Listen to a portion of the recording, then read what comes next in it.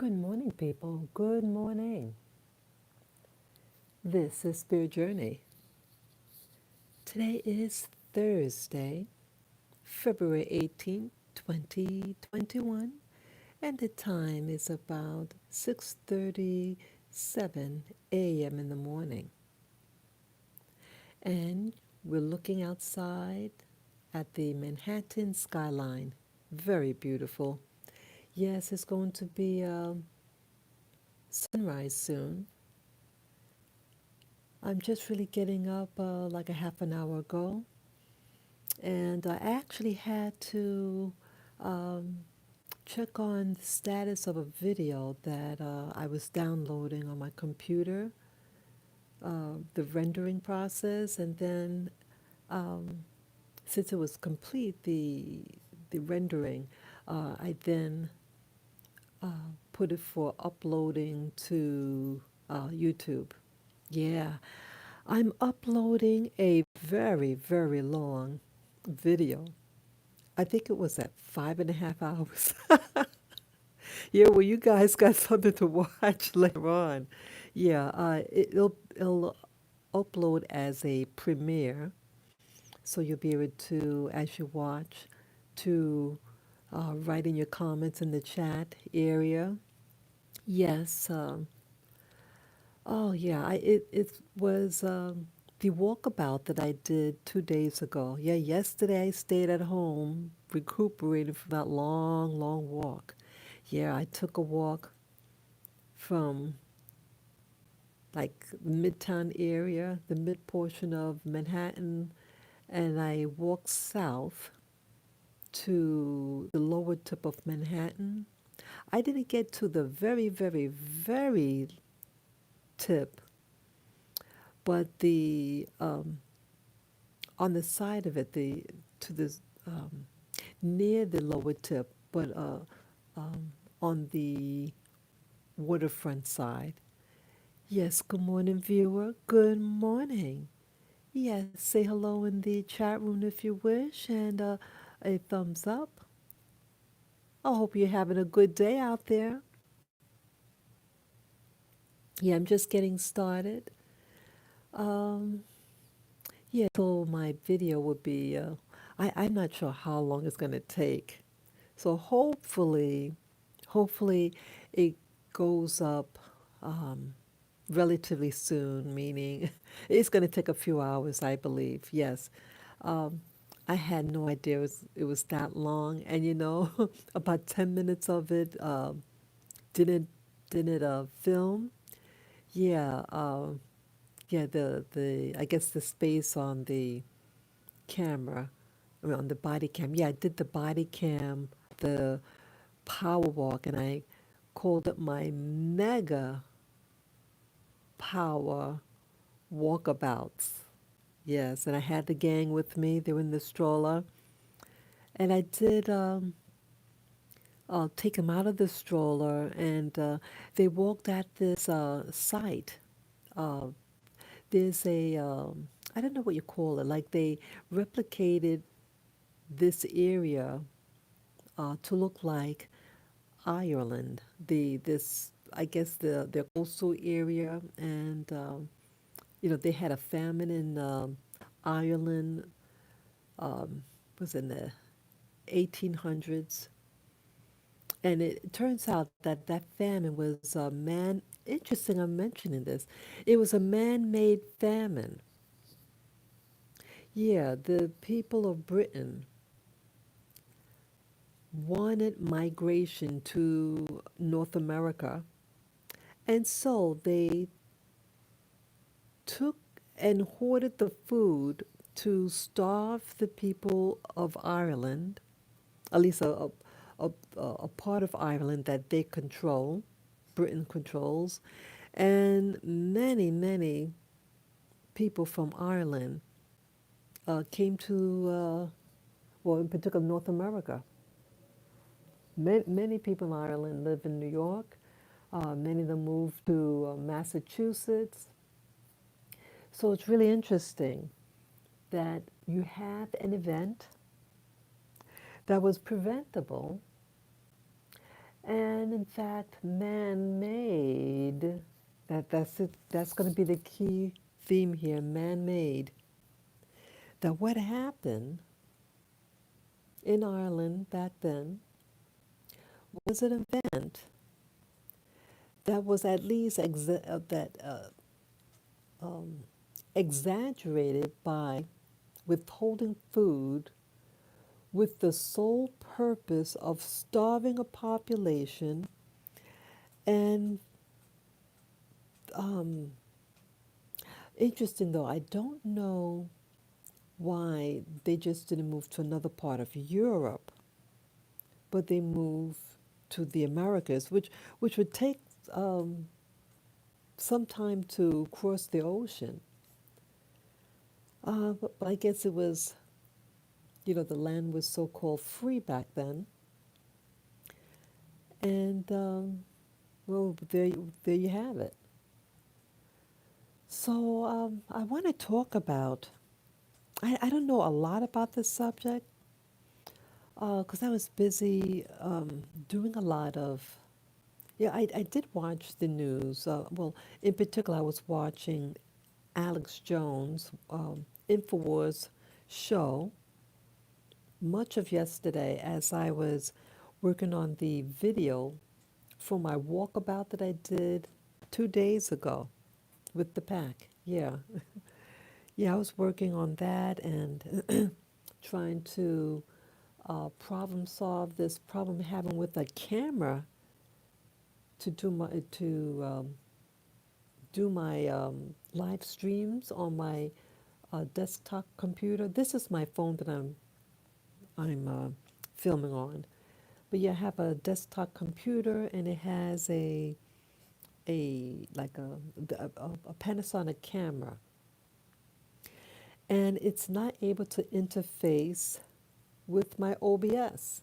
Yeah, what happens with oftentimes with when you have third-party software or something, um, with computers, they're always so-called updating the system. You always have to update, it seems like. And once you got all the bugs out of the old operating system, they want to change it for another operating system. For me, if it's not broken, don't fix it. Just leave it. But they just keep on hounding you to do the upgrade, and because some software will not work, some things just interacting with going on the internet is hampered. So you feel forced to do the upgrade just to keep afloat, and that's what happened. So it interfered, and I cannot resolve the problem right now. I mean, yeah, I can't seem to um, find out how to fix it. It could be different variables in the matter. But anyway, yes, I'm going to talk about more possible man-made events. Man-made events, and I think this is this weather. So here you have the C-19, as I would call it, this pandemic, which is just the cold and flu, because it's cold and flu season. And then they do their lockdowns and exposing the elderly, putting sick people in elderly homes, nursing homes, to kill off those other poor, those elderly people. It's so careless what they did. Yes, thank you for giving me the thumbs up. I appreciate it. Yeah, it's so careless what was done, and they also had said in the media, getting my doggy up. Yeah, my little boy wanted to climb on the bed. So I just helped him up a moment ago. Yeah, yeah, you can sit over there, baby. Yeah, sit over there. So, yeah, it was just handled so poorly, this whole pandemic. because initially they said, uh, you're sick, you stay at home. We're not taking people in the hospital. But added to that fact, there weren't people in the hospital. It was empty. They were empty. But yet they're telling people to stay at home. And some people got very, very sick, and blood clots development in their lungs because they were refused medical treatment. Yeah, a real screw up. A real screw up, at least in New York City. A real screw up. Yeah, this is all by design. In my opinion, this is my humble opinion. And then now to add in all this stress with wearing that muzzle or dirty diaper on our faces for a simple cold flu symptoms. And yes, some individuals could have more serious um, symptoms. These are usually the elderly. What the statistics showed was over 65 and up with comortalities, they're in for some problems. And it's those demographics that need to really, really be protected. Infants and people like in their 20s are the least susceptible to this virus. Yeah, but yet they went and locked on everybody. And at one point locked on the schools. Yet this demographics is hardly any death. Really something. A real, we'll see all this in history. And when you have people analyzing what happened, you say this was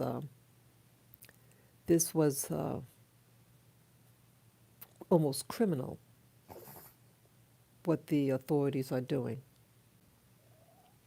And I'm very angry about this. And so to add salt to the wounds, now you have a snowstorm. But even this, yes, good morning, new viewer, good morning. Welcome, welcome, welcome. I also invite you to say hello in the chat room and to, when you come on board, if you wish to give me a thumbs up. Thank you very much. So, yeah, this snowstorm now. Now, New York had a snowstorm last week. It really wasn't that bad. Now, the weather, the temperature did drop in the, what was that? I think at one point it went into like, it was about maybe was it 17 degrees once? And then another time it was 27. I think maybe 3 days ago it was 27 degrees Fahrenheit, that is. Fahrenheit. So yeah, the weather has been fluctuating. And then, other days it's like in the 40s. In the 40s in New York City is fine. You dress warm, you cover your head, cover your neck, real warm shoes. You're pretty good, actually. It's actually very nice. And my walkabout, the walkabout that I did in the city 2 days ago with my gang, I was overdressed. I wore my long down coat and several layers, light layers, and I was burning up. Yeah, it reached 41 degrees, and what I was wearing, I was overdressed, and the sun was out. So with that sun out, and in the 40s, you'll heat up real fast. Yeah. So anyway, getting back to this snowstorm, and yeah, yesterday I was watching Infowars with Alex Jones, and he's in Texas, and his operation, his facility, I mean to say, his facility, the power went out. And he does have, he has, I think, two or three generators, but they were all problematic. Shepard and Bellis. Yes, hello. I don't recognize your avatar, but welcome, welcome, welcome. And if you would give me a thumbs up when you come into the chat room, I appreciate it very much. I'm doing very well, Shepard and Bellis. I'm doing very well. I'm really just warming up here in the talk. Just beginning to, I usually give like an intro about what I'm doing and everything, and now I'm talking about um, this winter storm and how, strange enough, with this. Oh, I'm not calling. I mean, I'm not doing this from Texas, but yeah, we have power here in New York City. This is New York City. Yes, good old New York City. And it seems okay right now. I'm not sure how cold it is outside, but you can hear wind outside the window. Yeah, that this is the Manhattan skyline here, and yes, it'll be daylight soon. Mm-hmm. So yeah, this is in my room, and you know, uh, I choose just to show outside rather than myself at this time. But either way, yeah. So it's ironic with this pandemic. Yes, I believe the this virus thing is a pandemic and totally distorted and man-made. And I think this winter storm that hit the Midwest and everything. Yeah, Shepard said it is. Yeah, I think. Yeah, Shepard, did you say where you're watching this this live stream from? Where you located? If I didn't ask you already. Yes, so Arkansas. All right, good for you, Arkansas. Good for you. Hey, um, how's the weather there in Arkansas? Did you guys get snow? Yeah, here in New York, we had snow. It snowed a couple of days ago. Oh, cold and snow, he says. Okay, okay. Yeah, so yeah, it was like two days ago I really first heard about the no, it was yesterday. Yesterday I really heard about the snowstorm. Um, I mean, yeah, I heard that there was snow, but the seriousness, I learned about it yesterday from watching Alex Jones's InfoWars show. Yes, InfoWars. And his power went out. Oh, wow, 300 Walmarts without power. Oh, okay, you go to, so you know InfoWars. Okay, great, great. Oh, you're a journalist. Wonderful, wonderful.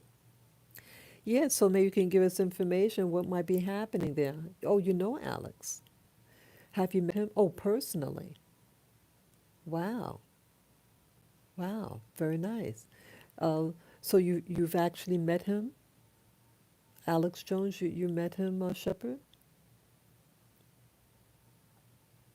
and have you been to his home? Oh wow, have you been to his home or his studio?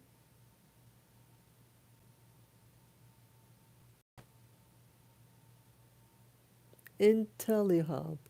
Yes, wow, very nice, very nice. Yeah, I'll take a look at your channel. You go on the air with him. How did you learn of my channel?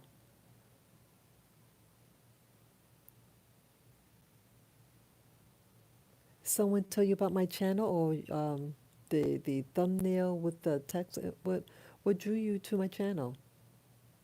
Okay, you just came across it somehow. Okay. Yeah, that's like most of us. Yeah, yeah. Yeah, I want to talk about this. this weather. Oh wow, I think it's starting to snow here. You see, I just got cloudy. Something's happening. Wow, you saw the sky so everything's so hazy. So I don't know whether this is a mist, of water, or this the beginning of snow. I can't tell. Yeah, but my feelings with all this now, I'm not used. I don't recall the weather looking like this lately. This time of year. I mean, New York has mild winters. Yes, you get maybe in New York City at least, not New York State. New York State gets snow. But like New York City, Manhattan, yeah, a planet is moving in. Okay, I haven't heard that. Wow. Oh, okay, it's affecting the solar system. Neat. Yeah, my instincts tell me that this is not by accident. And I don't think it's what you call the signs of the time. It's just like fate, whatever. In my opinion, like this pandemic, yes, I believe that this virus scare is all by design. Yes, you have people who get sick, and it's cold flu season. Yes, I believe that. Yes, I do believe that Shepherd, a military blanket operation. Yeah, and I believe that this weather is being manipulated. There you go. That's what I believe, because I'm born and raised here in New York City, and the weather like this, the weather changes, and I don't recall it ever doing this. My film Shackled to Silence on YouTube covers it. Oh, okay. Oh, wow. I'll try to take a look at that. Yeah, thanks for sharing that. Um, I really believe what happened in Texas. Now it turned did I hope I heard right that Texas is planning on voting in the very near future about whether they will um, get in what do you call it? Pull away from the U.S. and be its own country. Yeah, that's the word. Succeed. To succeed. Is that true or just rumor? Yeah. So ironically, it may be true. Okay. It may be. Well, so Texas has its own grid, according to Alex Jones' show, and throughout the internet. They were saying they were saying the same thing. They have their own power grid, and here Texas was an energy producer, and even though it used to be a strong energy producer, it is now in extreme need of power. And Alex Jones on his show yesterday, I mean, I watched him all day. Like I had his video playing in the background, and then I was working on my video uploads and problem solving. Yeah, he was mad. And he had his skeleton crew helping out. And what do you do? Oh, okay. Oh, it's daily. Okay. I can take a peek at it. Yeah. Yeah, make sure that you put the name of the show again. And once this video, because I don't have a pen, near my hand. Okay. Okay. Ship and balance. Okay. Thank you for sharing that. So yeah, Alex Jones was very, very upset, very stressed, and is gaining a lot of weight, as you notice. Yeah, I see that his weight is skyrocketing, and I'm concerned about his health. He gives it his all. He's very entertaining. Oh, okay, okay. Thank you for sharing that information. Yeah, I never talked on a, I never went on a talk show, on the internet. I've never done that before. Yeah, oh, 5 to 7 p.m. Eastern. Okay. Weekdays. Mm, okay. Yeah. Alex Jones was extremely, extremely upset.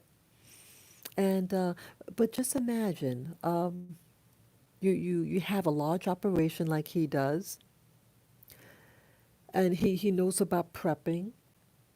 He has those meals that sponsor his show, and here he has to utilize that food, his survival food, because of this storm. There's no power, so he has to utilize that to feed his skeleton crew. Um, yeah, nights that he has some backup, some people that is there. They said that he couldn't. Some of his personnel couldn't. They blocked the roads. Not his people, but the government. The officials are saying, hey, they're closing the roads and everything. And they showed on his show this mashup, and several people died. So my condolences to those people who died on that road. I've been to Texas only once. Yeah, it was a massive, massive, massive pileup. I've never seen anything like it. Never. It was what you call that black ice. Okay, you lived in Austin before. Yeah, yeah.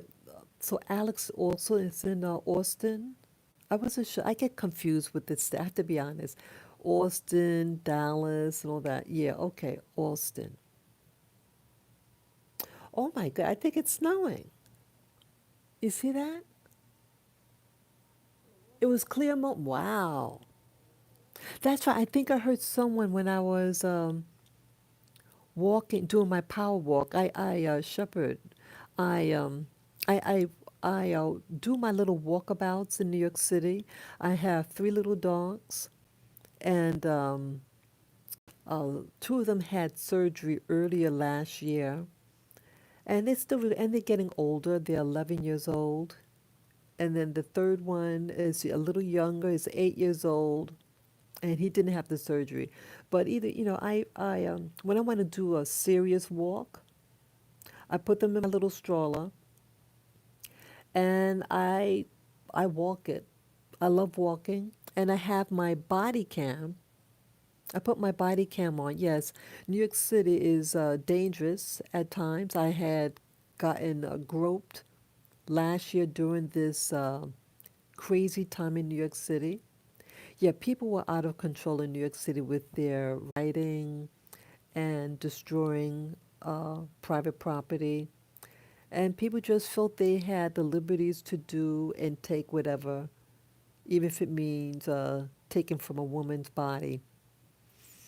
And there were other things that was going on in New York City. So I said, hey, I want to purchase a body cam so that um, it's documented what happens. You get the person's face, so it could bring it to the authorities, whatever, and definitely upload to YouTube. Yes, and so I keep it on my body, this body cam, and I turn it on and I do my walks, and I feel comfortable. I forget that I even have it on. And so I walked several miles. I didn't really, I didn't think it was going to take that long, but I did a power walk with the gang. It was 5.5 hours long. Yeah, my body cam could record up to 10 hours. Yep. So I'm uploading the um, that video now as we speak. I'm not sure how many hours it's gonna take, but yeah. So those people who are locked in at home, they could watch my little what I call it my mega power walk. walkabouts in New York City. Yeah, because this mega walk, 5.5 hours. Usually my power walk, my power walkabouts with the body cam. Um, yeah, it's kind of new now that I do this little series. I call it the power walks, the body cam power walks. Just a little a little to signify, because I'm gonna have the body cam, so it's not gonna be like, because when you wear a body cam, it's gonna, it's gonna be wobbly, like this, a little bit, right, a little shaky. But so they're prepared that okay, it's a body cam, through that perspective. And many of my viewers know I wear the body cam because of what happened to me last year. And I figured, hey, let me use this as a, a different type of walk, through the perspective of a body cam, what a body cam sees, and my interacting in New York City, and with my dogs. So that's what I do. What I've been uploading on my channel. Um, yeah. So um, those of you who'll be stuck at home when that video uploads and you have absolutely nothing to do, but you have enough power to charge your phone and you want to watch the video when it uploads. It's going to upload as a premiere, YouTube Premiere. So you'll be able to um, access the chat room, with Premiere under YouTube, like a live stream, like the live stream like we're doing now. There's a chat room. Well, with Premiere, it allows you, even though it's something already pre-recorded, you could engage in it and access the chat room so you can write your comments what I'm seeing and doing. Yeah. So either way, back with this winter storm. As we Here, it's a winter storm now. This looks like it's snowing. Yeah, I can see it moving now across the window. Sometimes it just looks like a film, but now I can see movement. Yeah, I think 2 days ago, I heard two people talking about. They said in 2 days it's going to be another storm. Yeah, but actually, the snow here, it's really not that high. It wasn't that. I mean, there was snow, but I mean, we get snow when it snows. It's some snow, and you just handle it. But now in Texas, see, I've been to Texas only once, and that was um, about 16 years, no, 14 years ago. And I went in December, the last week of December, and there was what do you call black ice. It was the first time I heard that term, black ice. That's when the highways, the streets have ice on it, and you cannot tell that there's ice. And if you go in a regular speed, you could have an accident. You'll be sliding all over the place. And that's what happened in that big pileup. It was so horrific looking. Haven't seen a pileup like that before. I mean, they showed the aftermath, and people did die in it. So yeah, we have to be careful in this driving. And yeah, so Alex Jones. Yeah, that's how I found out about the snowstorm, by watching Alex Jones' show. And he's without power. And here, this guy is savvy. He has a whole company that he runs. And even though he has several generators, there was a problem with it. I think he said he had like a hybrid type of, a hybrid generator, and then these other two types. And they weren't working properly. And it required, because he has a whole studio, movie studio type of, television studio type of setup, yeah, I bet it requires a lot of juice to run it, definitely.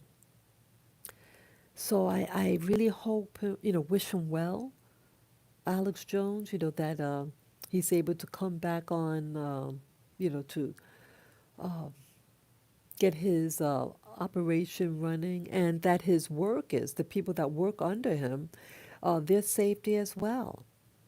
They supply, they provide a very good show, and yeah, I watch him on it, on and off, especially with all this thing happening, all the COVID and the election. Yeah, I feel that all this, what you see here, these snows, and for Texas in particular, yeah, just by chance that the snow, why do you think DC is so well guarded now? Very good question.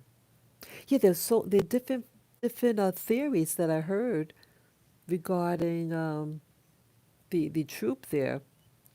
I don't think anyone is planning on storming the White House, nothing like that. But I believe that they do. I am a bit of a, well, um, I wish I knew definitively, but I can only speculate. And what I speculate is that they're up to something dirty, period.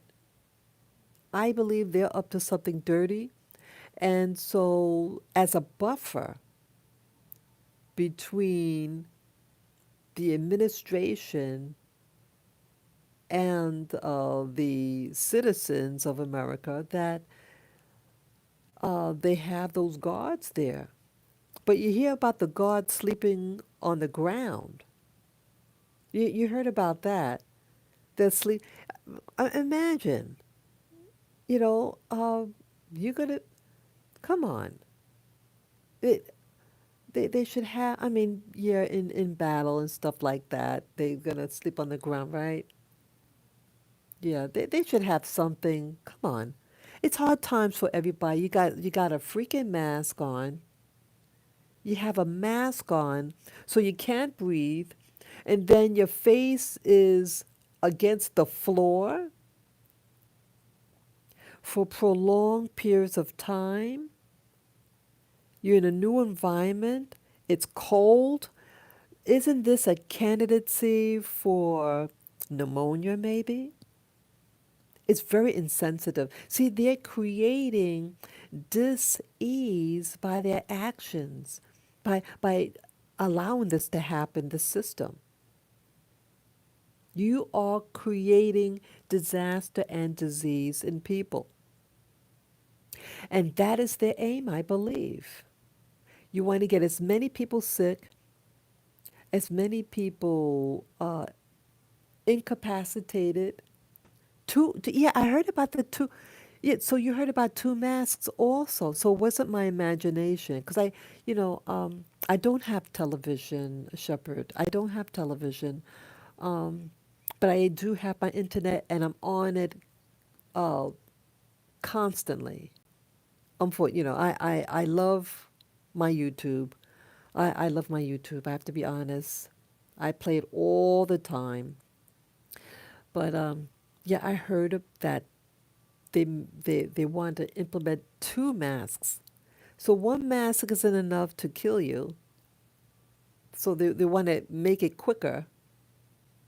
I have a neighbor who had put on two masks, and then she's telling me, "Oh, I feel dizzy." I said, "Take the thing off." Then she started taking off a mask, and then to see another mask underneath, I said, "You're wearing two masks. Take it. You gotta breathe." And she is very she I think had cancer twice. Her immunity. I said I said, "Girl, you need to boost your immunity. Wearing two masks is going to lower your immunity, and you know I said cancer cells don't thrive in strong oxygenated, it doesn't like oxygen. Oxygen kills it off. That's why some therapies utilize oxygen therapy to destroy cancer cells. Yeah. Wearing two masks is not going to protect you. Now, if you want to wear a face shield, if you're in the company of somebody, you know, see that, a face shield. But to wear a dirty diaper on your face, yeah, we all know what's really going on. I feel what's going on, Shepard, that this is all planned. Even this, I don't think this snowstorm is natural. I believe it's man made. Yeah, a gal. Yeah.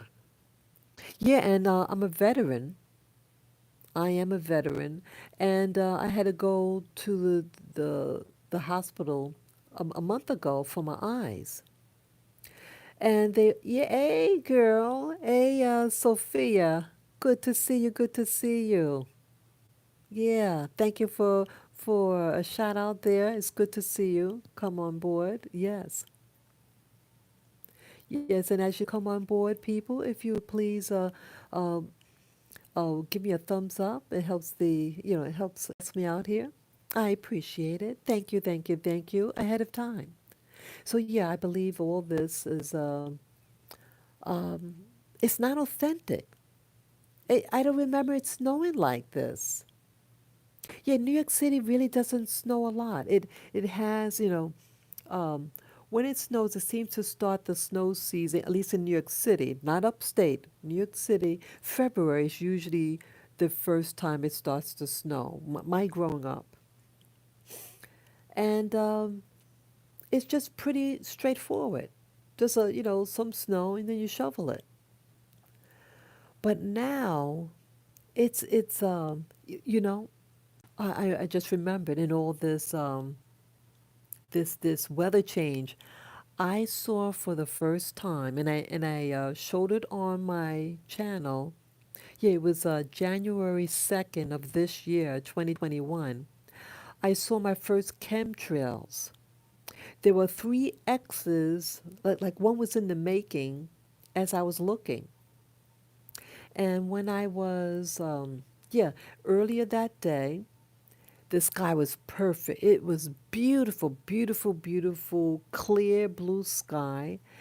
And around, I think it was 4 o'clock, I looked back outside and I saw some stuff in the sky. I said, well, let me just get out of bed and just take a more direct look. And then lo and behold, I saw like that you see those lines, and then you saw one in the making, and I see like where the line was that it looked like it was melting. I kid you not. It's as if the clouds were melting. I said, those are chemtrails. And it was done over New York City. Never seen that in my life, in person. Yeah, I see over the internet things on chemtrails. But this is the first time that I definitively saw in the making it was three X's. That there was the third X was in the making, the second or the third. I said, why do it in the X formation? It's not just by chance that a plane and then another plane going to make a crisscross. No, it's like a grid. You do it like an X, and XXX marks the spot. I said, this is very occultic. Three X's over, it's like jinxing your city. And then a couple of days after that, I stayed in. When I saw that happen on January 2nd, I stayed, yeah, I wasn't out that particular day. I was just relaxing at home. That said, I'm not going to go out for a few days because what that is, I wanted to, get out of the atmosphere before I go outside with me and my dogs. Yeah, I stayed in for a couple of days and then I went back outside. But I think it's weather modification. I think what's happening now, because it's snowing right now. It's real thick, the snow that you see out there, real thick. And I think it's by design. It's to keep people locked in at home. So if they're not, if the pandemic isn't scaring you to stay at home, they want people to stay at home because I think that they're doing something. They, I think, are manipulating the weather. They have like the chemtrails manipulates weather. I understand HARP, that that machine that I think is located in Alaska, that they zap the atmosphere and they could do weather modification. And so I think during the election time, they also did, was some, no, where was that? Was it the 20th or the 6th? Remember, it was a snow thing that happened. I said, I don't think that's by chance either. They wanted people off the street. So, oh, okay, let's modify the weather to keep people locked in at home. I think that they're doing something they don't want you to know about. And because they want you to keep, they want you to stay indoors, so that makes me think it's something that they're doing in the environment, something. And I think I think it could be the G5. That's something that they may be doing something with towers or something like that. And these towers it have to be uh, put in completion. And G5, as they say, oh, I shouldn't, I won't call it G5. I'll just call it the zapper. Yeah, that zapper is being utilized, and I was told that the zapper produces flu-like symptoms. So you get all these people now with these flu-like symptoms, and then they race into these, what do you call it? These urgent care medical centers. It's like a clinic. And all throughout Manhattan, you got all these young people, 20s, 20 something year olds, 30s. And these are the groups that are um, the healthiest. The people who should be worrying are those people 65 and over with co-mortalities. They are the ones that are dying from this pandemic. They are. And so they have them stand out there outside. So if it's a virus, you're going to have all those people waiting outside in the cold. That alone would get them sick. Hello, people, you're not using your head. You're not using your head. Oh, yeah, it's snowing harder now. Yeah, people, you're not using your head. You're not.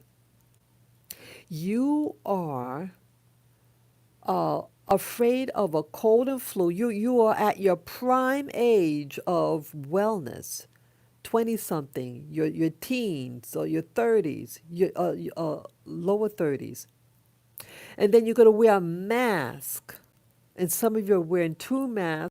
And then you're going to stand outside in the cold for hours so you can go in a urgent care clinic and have a doctor uh, test to see if you have some, and there's no medication for you. There is no federally approved oral medication to treat you if you test positive. And remember what they've been saying, that much of the positive results is a false negative, 80% false, I'm sorry, 80% false positive. So for 80% false positive reading, you're willing to go out in the cold like this. It's snowing right now, real heavy now. You're going to go out and wait in the snow so you can wear your badge of honor, so you can brag to your friends that you got tested positive for COVID. It's all a drama, Queen. It's all drama to make you feel drama, to make you feel that you want to be a part of the whole show and get yourself sick. You're not feeling well. Um, what did you do before when the cold and flu season? What did we New Yorkers do? You stayed at home. You have your chicken soup, right? You have your chicken soup. Um, I'm not. No, I'm not giving medical advice. I'm not giving medical advice. I'm not a doctor. If you feel you're sick and your life is in danger, you go to the hospital. But go to a place that can help you. But none of them. Only when you get hospitalized, only when you get hospitalized and you're in a serious condition, do they give you that medicine that's only given by through an IV. I don't remember the name, Ribacivol, something like that. I forget the name. And I think that's what they gave President Trump also. And yeah, the medication is only given through IV, um, through hospital when you're in some type of urgent care or something. That's it. You just go into a hospital and say you're not feeling well. No, you're hospitalized. You're stuck in that bed, and they give it to you through an IV. So you're going to take your chances and go to a clinic, wait outside for a couple of hours so you can hear, okay, thank you, thank you. Oh, thank you, unabashed. Yeah, good morning, good morning. Yeah, thank you. Thank you for sharing that. Yeah. Yeah, it's hard for me to pronounce. But yeah, so they want you to stay outside. Like right now, it just started snowing as I came on this video. So they're going to have you stuck outside in the freezing cold with one or two masks on so you can look sad and depressed.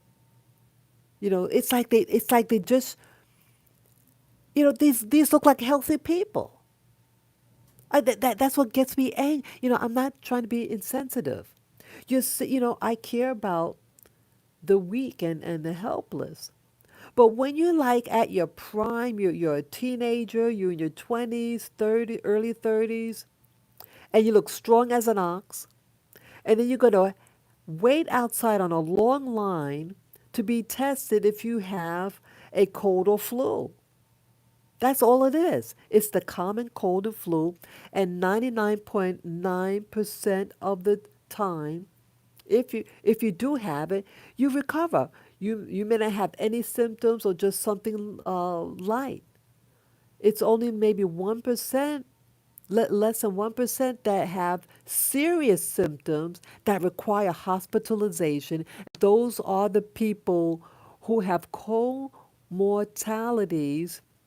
That means more than one serious condition, like let's say they're diabetic, they have a cardiovascular disease, cancer, or things like that a lot of elderly people in America have.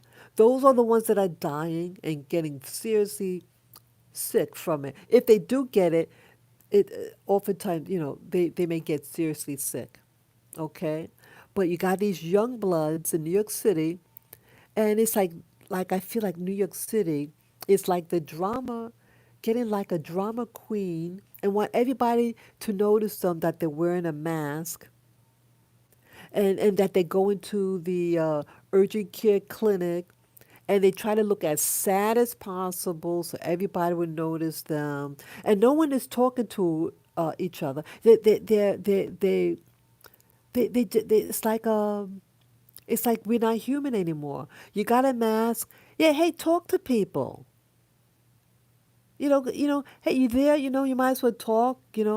Share what each other's, what your experiences are and stuff like that. But nothing. They just stand there and wait or look at their cell phones, and that's all what's being done. And they're risking sickness by standing out there for hours at a time. Why don't they have? I mean, what? I mean, what does this make sense to you people? And it'd be cold. They should have something for them to come inside. If these people honestly believe that they have the kukarachi, shouldn't they have these people indoors in a warm place? Maybe give them a cup of tea or something like that? Because again, this is supposed to be a pandemic. So shouldn't you keep them out from outside if they really feel that they are sick and that it's serious? Does that make sense to you people? Does it make sense to have the National Guards sleep on the cold, damp floor with a muzzle on their face? Does that make sense? Don't you think it's going to increase the risk of them getting pneumonia? Did you know that the statistics say that many of the elderly that are dying, that what they, because, see, when someone dies, you have the coroner, and there's a database with the coroner figures of uh, the cause of death. And this YouTuber that I watch, a fantastic, fantastic YouTuber. He's a researcher, and he developed this database with the mapping system. A map utilizes a map, a world like a world map, and this data that you could generate from it. And 33 years ago, he said that he developed it, and one day when he was uh, over the internet, he saw uh, this agency using his work that he helped develop. So he started watching, and then he started because he knows how the system works. He knows statistics and how to generate documents. The spread, what do you call it, the pie charts, the bar charts, and all that. So he uh, utilized it to get the data, the numbers like the they call PNI. PNI stands for pneumonia and influenza. And there's a database that the coroner office around the country enter their data. When someone dies, they enter the cause of death of an individual, and this data could be downloaded on your computer. So he gathers the data that the coroner offices use, what they input, and he's able to uh, determine, the statistics, how, the age of the person, what they died of, and he created the data. His name is John E. Hoover. John E. Hoover. Fantastic, yeah. He researches all this stuff. I haven't seen him on a couple of days on YouTube, but those of you who like to follow uh, this pandemic and what the true numbers read, yeah, go watch his channel. I in general do not give out YouTubers' names. I generally don't, but I think he's doing such an excellent work, and he's serving as a serious researcher. He is not about giving his opinion, like his feelings. He gives statistics, and so I respect him for that. Yeah, he does a fabulous job.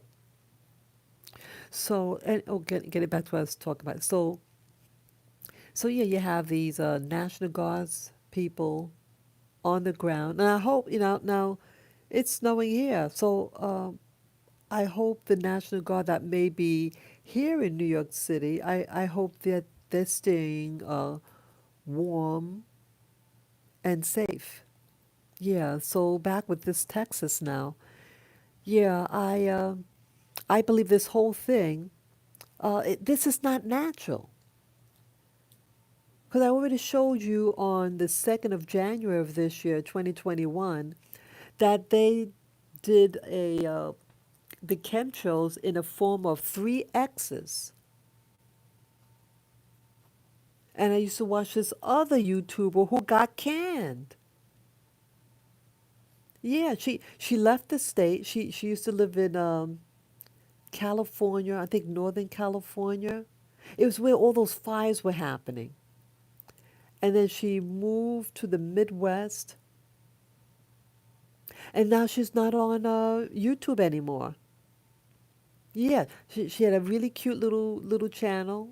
Everybody liked her. Yeah, her focus on chemtrails and all this unnatural weather. Yeah.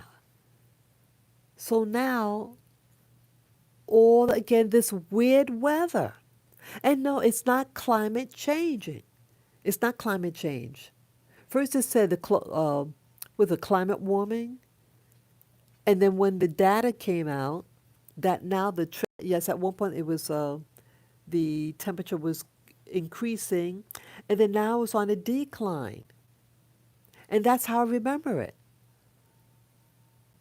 For the past 30, 40 years, the weather has been getting cooler. The cooler months are spreading out farther now. Yeah, that's how I see it, at least here in New York City.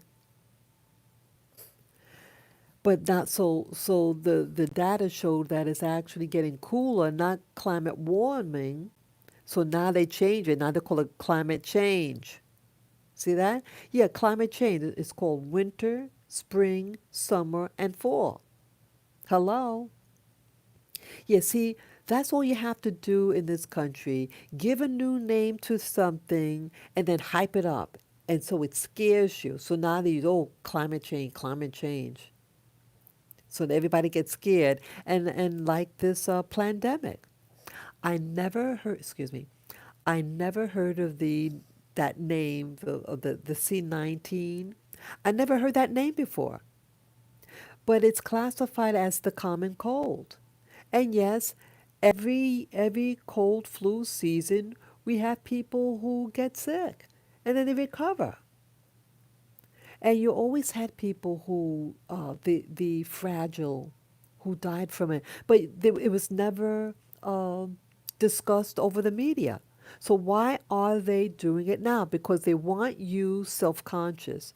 They want you to feel like a victim. They want you scared. They're phony. And did you know that fear could kill you? Well, last year in April, yeah, I got scared. I couldn't sleep for a couple of days. I had severe anxiety. Yeah, that the month of April, some people who I knew caught it, and three people died that I knew of. Three relatives within a month of each other. And then another was an actual family member who got sick, but they recovered. And yeah, how New York City handled COVID was a disaster, a complete disaster, a real screw up.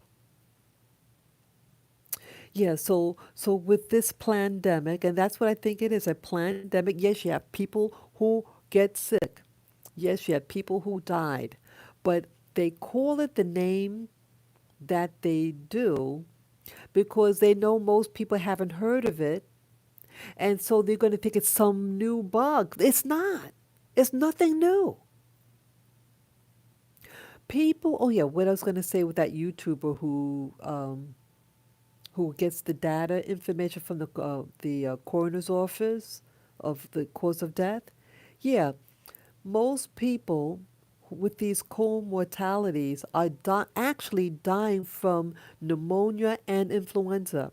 When they get to the hospital and are being treated, they don't get treated for pneumonia or influenza. They're only being treated for the cucarachi, as I call it, the little cucarachi, the C19, and they overlook the pneumonia. And so that's what they actually are dying from. They're not dying from the cucarachi. They are dying from uh, pneumonia and influenza. They are not being treated for that. And so that's what's actually killing them. But because they have the cucarachi, the hospital classifies the death as the cucarachi so they can get more of the insurance money. This is a business, and New York City is infamous. New York City gives you a horrible, horrible health care. It is horrible. I had to go to have a procedure done about 11 and a half years ago. Yeah, I was scared stiff. They are so incompetent and very insensitive. Please, the New York City has no soul. The nurses here, the staff here are horrible. When they were doing that thing or last year with the clap, that they would go outside at 7 o'clock in the evening and clap for them. No way would I do that. No way. They're horrible. They're really horrible. How they treat patients here in New York City. And if you're perceived as being poor, they don't like you. Yeah, New York is getting very surfacey. It likes fake people. So you're fake. You got all that makeup on and stuff like that. They try to pretend that you're something that you're not. They seem to like you. But if you're just a regular person, oh, you're not important. You're not as important as me. Type of behavior. Yeah, New York has gone down the drain. I love this town. I'm born and raised here in New York City. I love it here. But it's a lot of things changing. People are losing morality. There's no morality here. People are losing their sense of humanity for one another. It's awful. And the drug use is awful here. Yeah, last year, um, when more, the only people that you saw outside last year, when that, especially around March, April, May, yeah, were just the homeless. And they were having a good ass time out there. Yeah, they loved it. They were very social to each other. Yeah, they had the whole streets for themselves. But I had to go outside for my dogs. You know, yeah, they loved it. The people who hang out on the street, yeah, and they didn't get sick because and they didn't have no mask on either. Some of them now, some of them do. But yeah, they seem to love it. And so if this pandemic was so dangerous and so what do you call it, so contagious, how come the people who are more susceptible to it, the people living on the street in the cold, how come they didn't get it? They look strong as an ox. Strong as an ox. See that? It's about keeping your immune system strong. Get out there, get some of that fresh air. If where you live the air is fresh, go out there, get some air. I'm sure it's better than being cooped up indoors all day. Your body needs clean air. Yeah. And wearing the mask, and a dirty one at that, will lower your immune system and could possibly build up bacteria in the lungs, and you get a bacterial pneumonia. Hello? And remember, the hospitals aren't treating you for pneumonia when you go there. They're going to treat you for the cucarachi. And there's no oral medication for the cucarachi. None. So you go to those walk-in clinics, you say, oh, I gotta, and you make some complaint about something, and you want everybody to feel sorry for you. Well, they're not going to do a damn thing for you because there's nothing to give you. And I'm not trying to sound insensitive, but to empower you that, hey, put the power in your hands. If you know that there's no medication for you when you get in there, use natural remedies. Go over the internet, look for natural remedies to build up your immune system. But staying outside with a mask on, waiting for them to bring you inside so that they can tell you that you have the cucarachi, and the test is usually 80% false negative, I mean false positive. They give you an 80% false positive reading usually. And if you actually do have it, they're not going to do anything. There's nothing to give you. There's nothing for them uh, that's federally approved to give you orally. Nothing. You have to be hospitalized, and they have to administer that drug. I can't even pronounce the name, but we have a YouTuber who shared the term, and they put it in your IV, and that's it. So why don't you just stay at home and use these remedies like again, this is just my opinion. I am not a medical doctor, and I'm not giving medical advice, but just to share with you things that I purchase for my own personal wellness, not for anybody's personal wellness, but for my own personal wellness as a backup. I bought over the internet, it's a salt pipe. It's something you inhale, and it has, you put pink salt, Himalayan salt in it, and you breathe it in if you're having problems with your lungs.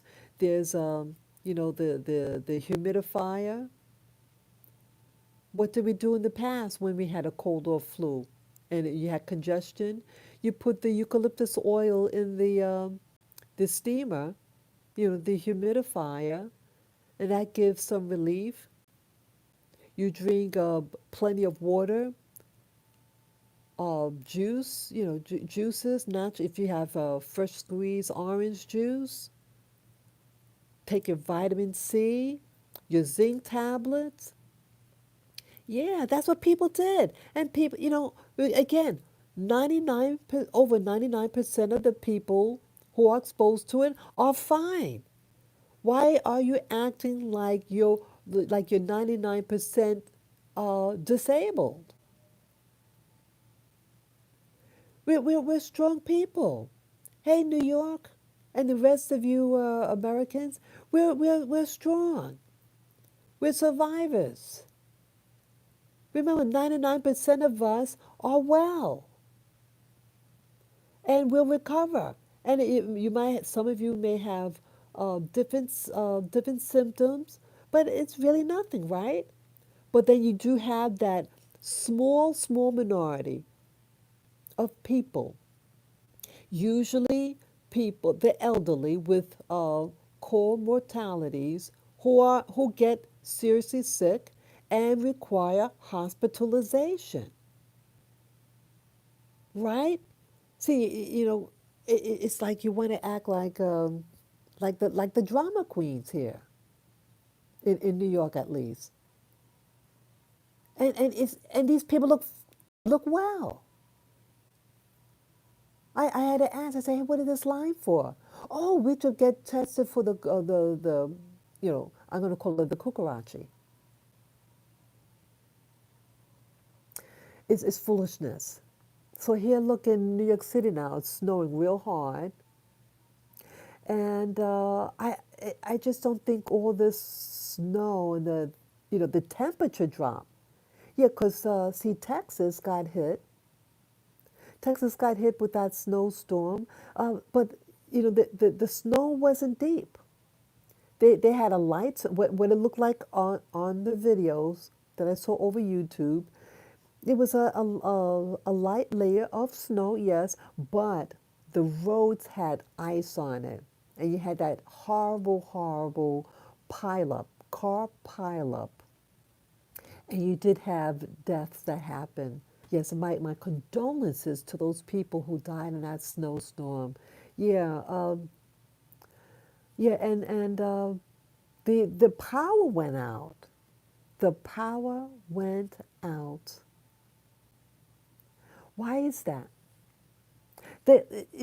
According to some of the people who shared on social media yesterday for taxes, that they purposely turned off the power on the people. So it's not like a true blackout. They decided to turn the power off. And that, in my opinion, is a crime. Did, did any of you hear about that in Texas? That, in fact, I heard this morning you have a mayor, they didn't give the name of the mayor in what town in Texas, but it started to he got the guy. I mean, the mayor got upset and basically told the people to stop complaining, and was very insensitive. That that you're always asking like for a handout or something like that. Aren't Texas people very resourceful? You have a lot of people who live off the grid in Texas. Yeah, I was just researching different states that do the off-grid living, and Texas is very good about that in allowing some of the people to live off-grid. Yeah, yeah, people. It's really something all this because I was looking into places where I could move to because New York was getting crazy. Remember, it was just last week I talked about that. My desire about investigating about the possibility of getting my own place and leaving New York City for rural living.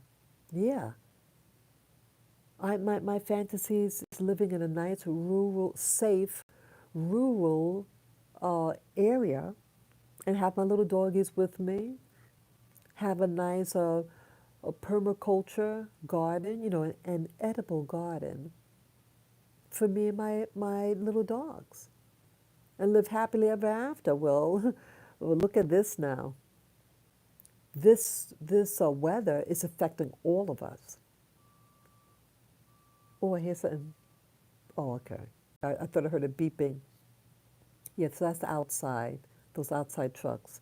Um, so yeah, it was just last week I was looking into um, where I could move to. And look at this. Look at this weather. Yeah, Texas was one of the places that uh, that says over the internet allow for off-grid living. Now, this would be the perfect opportunity for them to kick in their skills, the off-grid skills. Yeah, this is awful. So here you have a large state like Texas. And it showed over the internet that they have their own grid, like a power grid for all of Texas. You have three grids. You have the grid for the East Coast, like almost half of the U.S., the east half, which I'm a part of, and then you have the West Coast half, and then you have Texas. Texas has its own grid, and they said all of it shut down. How could something like that happen?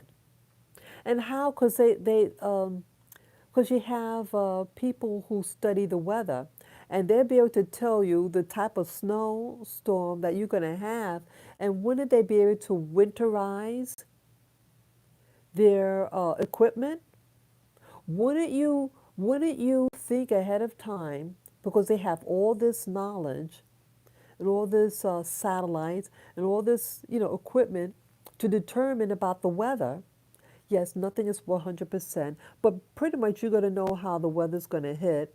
So wouldn't you winterize and protect if you know that you alone have your own grid, and if and if anything happens, all of Texas shuts down? This is really, really uh, incompetent of the officials of Texas, and how that may yet oh yeah that the mayor resigned.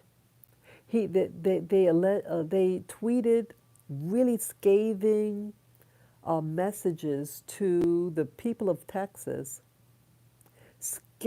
Wow, real scathing. Just I guess you can just Google Texas mayor resigns. Yeah, they gave several tweets, and I guess the outcry got so strong that the person resigned. Yeah, so you have people who are suffering from this corona. Oh, excuse me, I meant to say cucarachi. Yeah, so you do have people who are suffering from the cucarachis and are in the hospitals. Well, if the hospital, if the power goes down, those hospitals, how are they gonna, hopefully their generator's working. Because you see, with Alex Jones, he had 3 generators and they weren't working. There was some problem with 2 of them or something like that. They had enough power for his phone something because he had something he had someone there recording him, so there was enough power for that, and I guess something done manually or something, but for his whole facility, his whole TV studio, no, that's all down.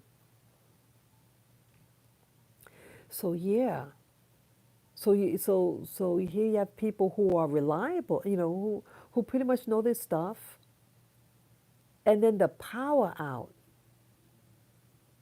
Are they doing a lockdown? I think there's also doing a lockdown too. Is that true for anybody there in Texas that you're not allowed to go on the road with your car or your vehicle, I should say, that you have to stay put. You can't be on the road. New York City have sand trucks. When they like we have like New York City has a stockpile of sand or whatever what that stuff is or salt. They have it all stockpiled, and when there's a storm like this, any snow thing, they take out the trucks, those big trucks, and shovel the streets, and they sprinkle the stuff on the ground. So can't Texas do the same thing?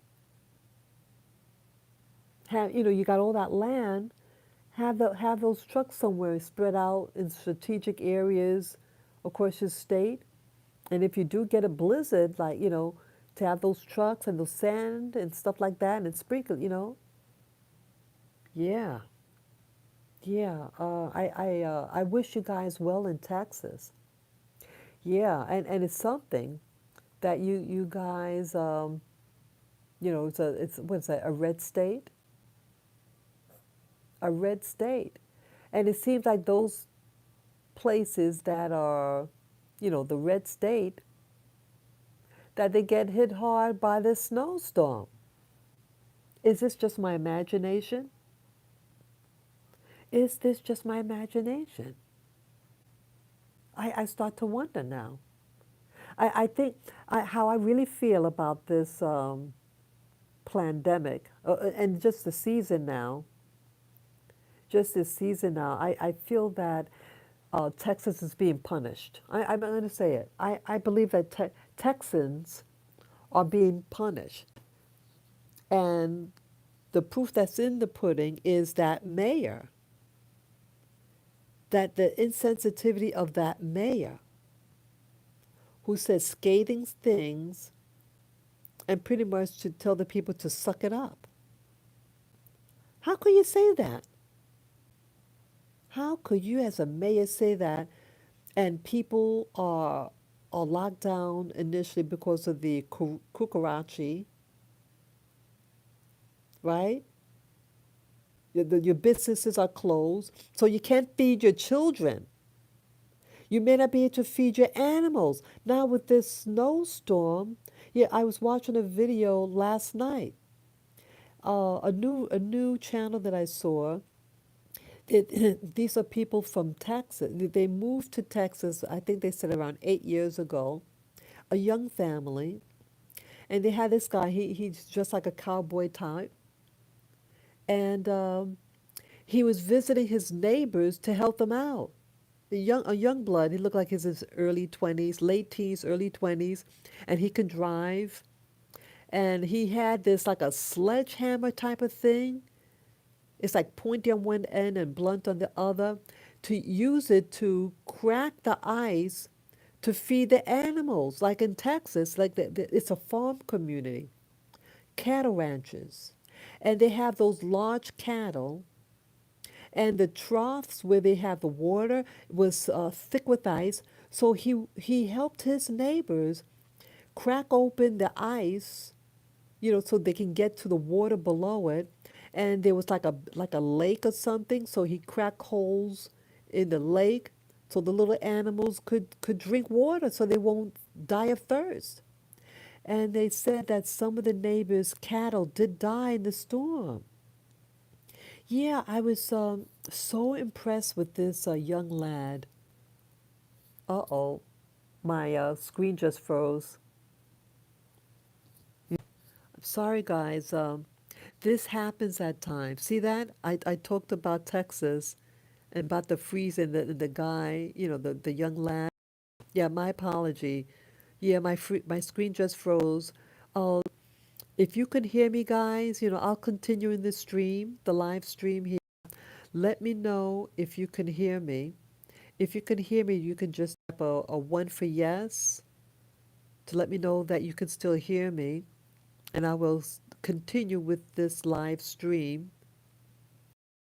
A video that I saw yesterday, this young lad, late teens. Oh, great, Sophia. Thank you. Thank you. You can hear me. Yeah, this young lad, I haven't seen that in a long time. A young man, late teens, early 20s, going out. He's wearing his little cowboy outfit. He had a cowboy hat on. I think he had a cowboy hat, and he had this winter gear on to block the cold. And he went to his neighbors. He drove his, I think, a truck, and he helped them out and crack open the water, the ice, so the little animals could drink water. I said, "Wow, what a good neighbor." He said, he has a religious background, and he's reaching out to help his neighbor, and I was impressed.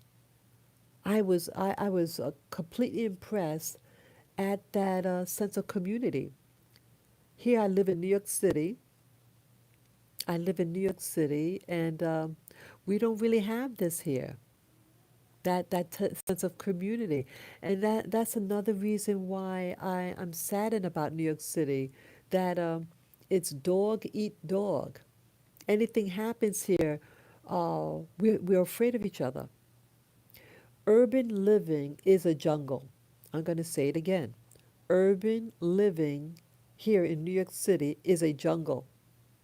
The people act wild. They're not neighborly at all. You get in fear mode.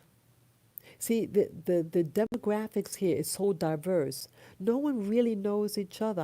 I have to be honest. I really don't know the people where I live. I mean, in my building, you see a few faces that, you're familiar with, but there's always a new face. And so there's no real community here. Everybody's doing their own thing. And so when there's a problem, we're just in a fear mode. It's like instant fear hits. And forget about being outside. Yeah, New York City has a lot of homeless people, a lot of drug addicts, and they get spooky. It looks spooky when some stress hits New York City. Yeah, you have the looting. Remember that? Remember New York City had looting last year with the riots and everything. Yeah, I stayed indoors a lot of times when that was going on. Uh, I was indoors most of that time. Yeah, and I don't go out at night. Yeah, I avoid, when I did the live stream yesterday, I mean 2 days ago, I got home, it was like approaching 5 o'clock or a little after five, and it was just getting dark. Yeah, I was racing home. Yeah, I don't like being outside in the dark, and especially these days.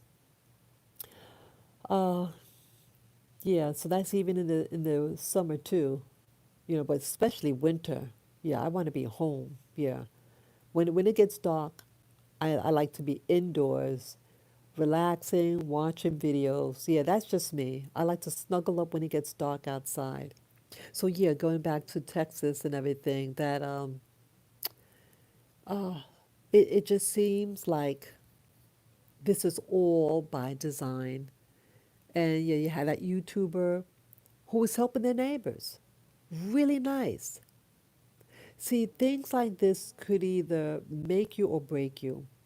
And I pray for my hometown, my New York City, that if a real natural disaster or homemade disaster happens, that we'll help each other. And I hope that I would be in a mode of helping my neighbor too. Yeah, yeah. It's scary for me. I have to admit, it does get scary sometimes. But yeah, so it's nice to see when I saw that Texas guy, you know, uh, doing that. I was very impressed because he could have fallen in the ice. Here goes on the top of the lake and starts jumping on top of it. That's dude, don't do that. Yeah.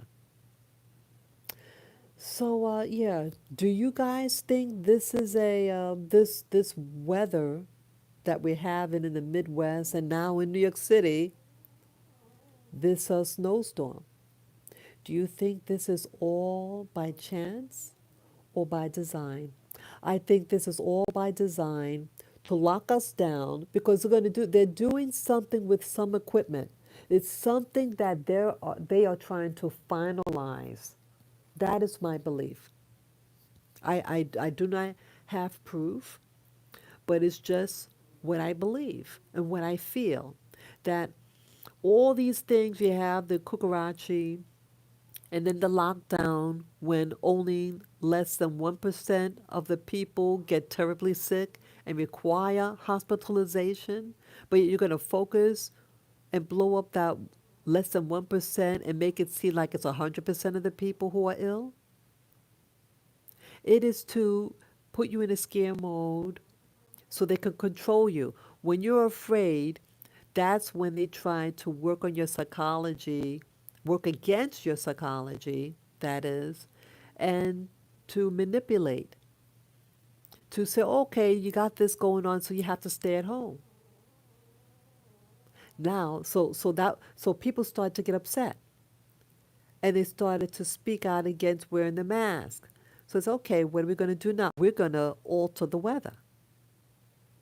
Now, all of a sudden, now you have Texas in cold weather. Yes, I've been to Texas only once, and it did have what you call the black ice. There was no shutdown or anything like that, but it wasn't as cold. I heard that it was like really cold. Yeah, anybody know what temperature it is in what do you call it, Austin, Texas, or Dallas? Yeah, anybody out there living in Texas, or know about the temperature out there? Yeah, what's the temperature like there in Texas? I mean the temperature. Is it all in the 20s or what? Or is it even below zero? And that's Fahrenheit. Yeah, if you give the temperature, give it in Fahrenheit. Yeah, I don't know Celsius. Yeah, Fahrenheit. Yeah. Oh, let me look at some of the messages. I missed some of the messages there. My apology. Let me see here. Yeah, let me go back a little bit. Yeah, I missed a lot of the messages here. Let's see.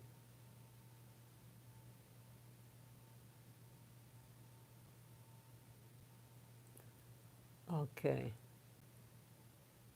Okay, let's see here. Okay. Okay, Sophia says, yes, they are definitely up to something sinister behind the scenes whilst we are all locked down indoors. And Unabashed says, stop locking, I guess down. I don't know that word. Stop hiding inside. If everyone left their homes last March through May, they would have seen all the 5G installation all over New York City, all of the ambulances driving in circles, all the fakery. Yeah, wow. Wow. Oh, that's what was happening. Yeah, I think it's the 5G installation and they were putting in the schools. That's why they shut down the school. That's what I believe also. Yeah. Unabashed also says CDC is now releasing propaganda to wear three masks. Really? Really? Wow. See that? I got to look that one up. That is horrible. You can't breathe with three masks on. Yeah, I saw over the internet. I was curious about that when I heard about people wearing two masks. There are masks that you can get oxygen put in it, like it has like a tube, like that place where I went to get my music lessons. It's a guy. It looks almost it's a face shield and it goes over your head, and it um it has a seal that goes around your neck. So it's completely sealed in, and then the back of the head has a tube, and it pumps in oxygen or does something. Yeah, that was neat. So yeah, because he's working indoors and he's repairing equipment. He has to be able to see what he's doing and get oxygen.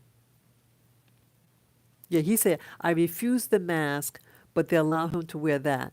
Yeah, so the fact that people aren't mandatory to wear goggles, see, that's also leads me to believe that it's all fakery, because if something was that contagious, it'll get in your eyes. Your eyes is a membrane, just like your nose is a membrane inside.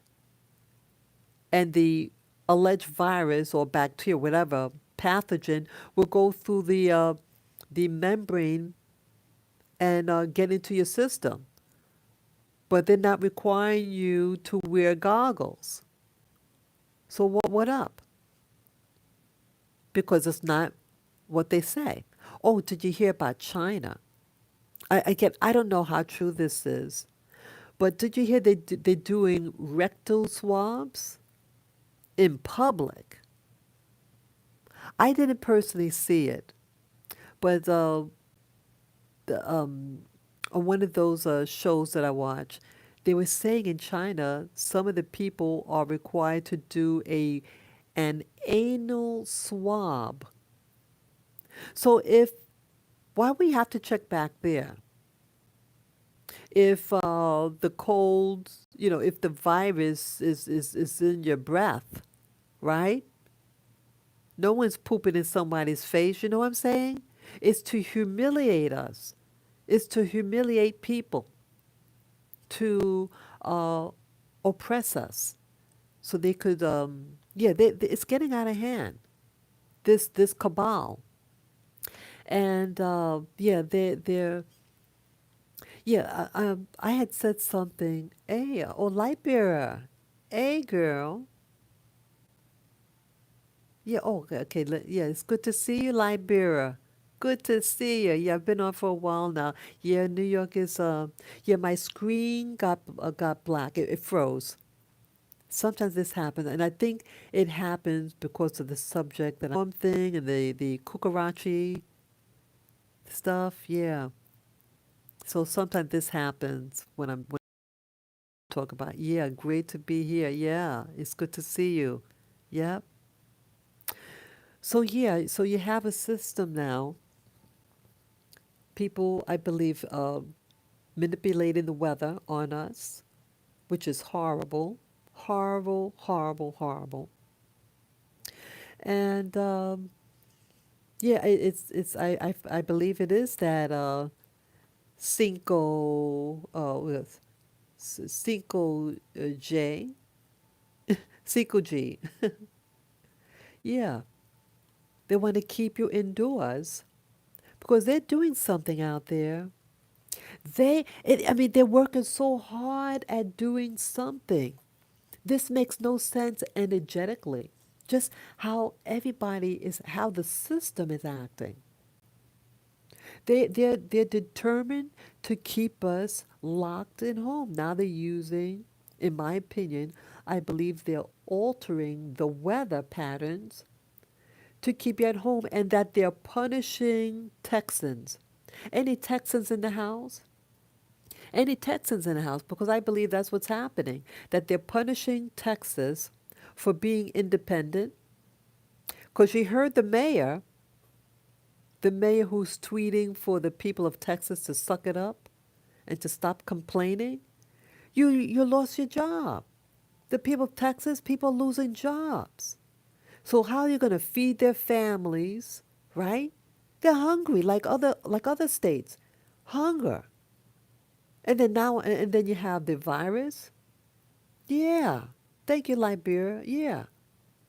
So the people are hungry. They're scared, some of them. They may have elderly relatives that they have to visit to make sure that they got their food, that they got heat. Some people's generators failed. How are they supposed to stay warm, people? And the mayor, to say that, the mayor of Texas, they didn't say the name of the guy or the gal. Hey, Michael. Hey, welcome, welcome, welcome. Yes, yeah, I am doing well, Michael. I am doing well. Sorry for the screen. I'm sorry for the screen here. Yeah, it just turned black with that funny thing on top, at least on my view. Yeah, it just happened maybe 4 minutes ago. Yeah, sometimes when I talk about certain things, Michael, as you know, that it freezes the screen. Okay, it's giving me a warning. Yeah. So yes, what was that last message now? Yeah, Unabashed says ear coverings aren't required either. Oh yeah, it could go. Most contagions enter your body through your ears, which is why if you pour a dropper of peroxide in each ear weekly, you'll really catch anything. Oh, that's good to know. Yeah, I thought about that too, because it is an opening. An opening is an opening. Very good point. Thank you for sharing that, Unabashed. And Lightbearer said, this is a punishment intentional war, United States against a sovereign state in America. Yeah, United States against sovereign state in America. Yeah, thank you for sharing that, Lightbearer. I agree. This is a war. Yep. The election was a war too.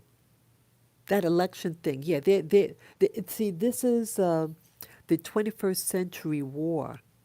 This is the 21st century style of war. You don't need a gun. You don't need any of that. because now the weapon is to pull away your ability to communicate. Yeah, to pull away your ability to communicate with one another because now we're dependent on social media, right? And then now they lock you inside your house, and now they want you to get cold. And for the mayor of Texas, anybody know the name of that mayor who resigned this morning for their tweets against the citizens of, the people of Texas? Could you imagine you lose your job for a year, you had relatives maybe who died, or and then again you're in quarantine, and then a snowstorm hits that you usually don't get. It's not that much snow, but but you have a drop in temperature. Yeah, even though they didn't get a lot of snow, but they got that black ice, and they weren't used to it, and there was a major, major, major crash up on the highway there. And then you have, yeah, because you have supplies. You had those big, big, big 18 wheelers that all, a big number of them all mangled together. Yeah.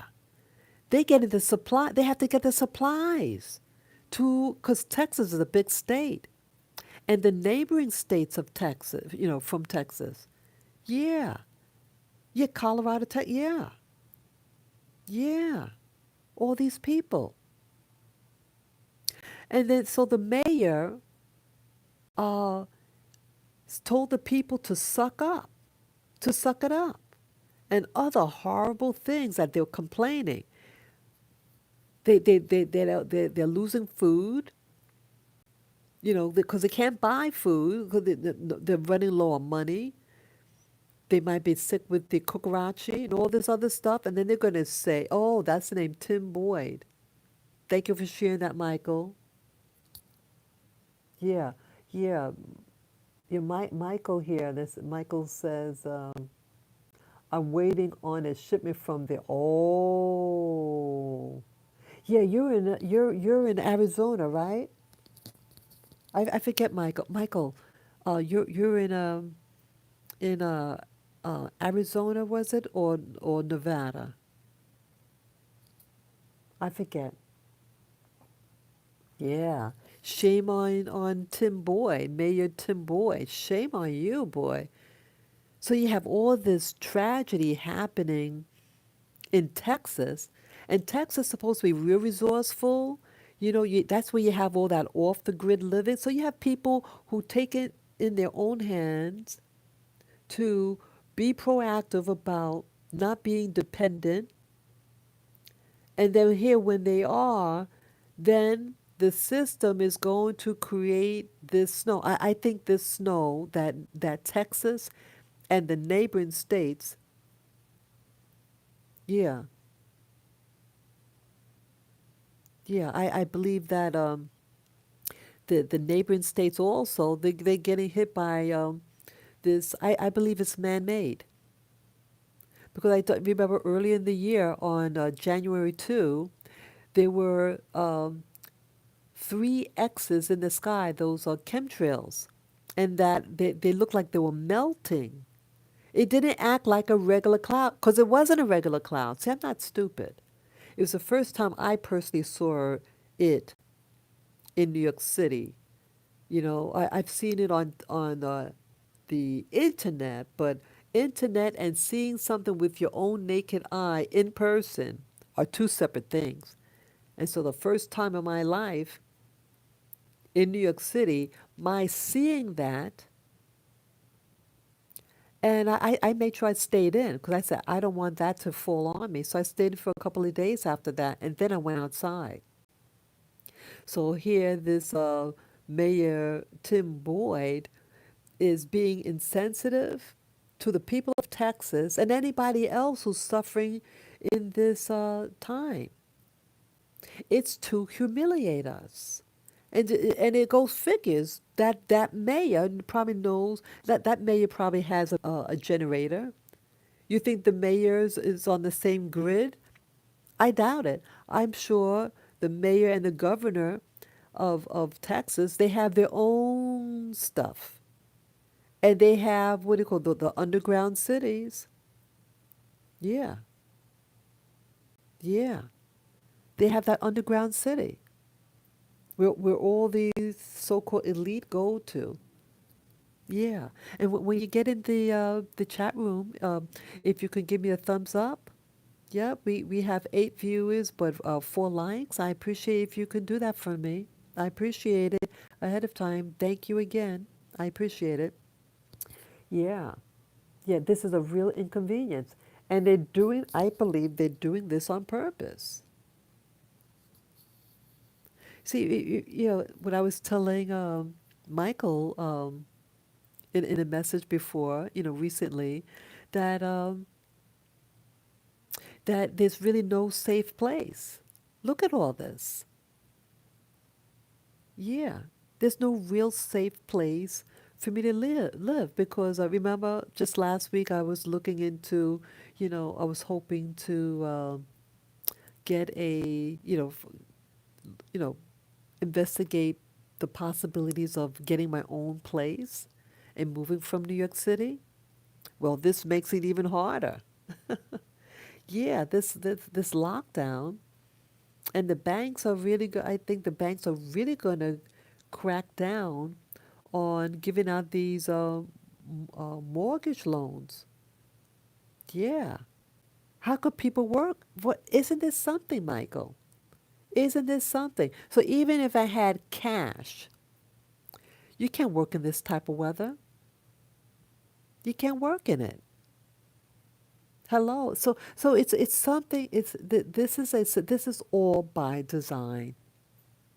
All by design.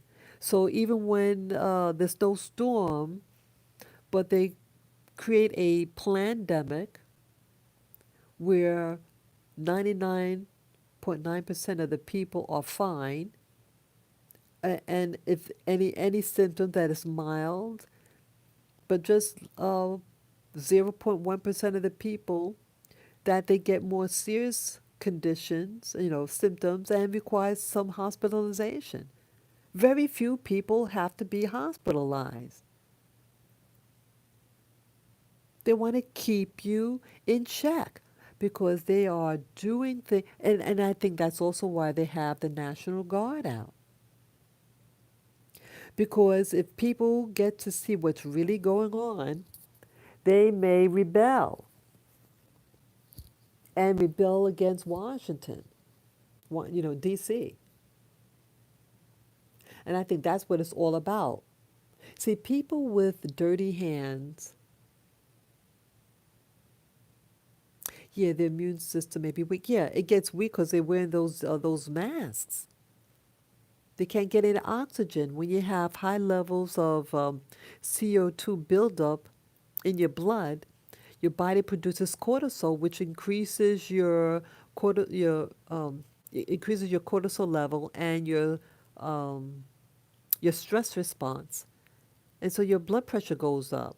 So if you already have a compromised blood pressure and low oxygen, you're going to get sick, even worse. Yeah, this is a time of testing for all of us, and I pray to the universe. Yeah, I pray to the universe that that we all stay safe, that we all stay secure, that we all stay warm. I wish the best for all of us. Yeah, see, this is the only means of communication. See, we need each other. I need you guys too. Exactly, Michael. Yeah. Yeah, truth. Cortisol affects the immune system. Bingo. Exactly. And they know that. The Fauci, Dr. Fauci, who's not a medical doctor, he's a scientist. He's a Frankenstein. He is a Frankenstein, in my opinion. Because remember before, on video, he said some years ago, it could have been around 2007 or 2008, around there. He said on camera that masks do not prevent viruses.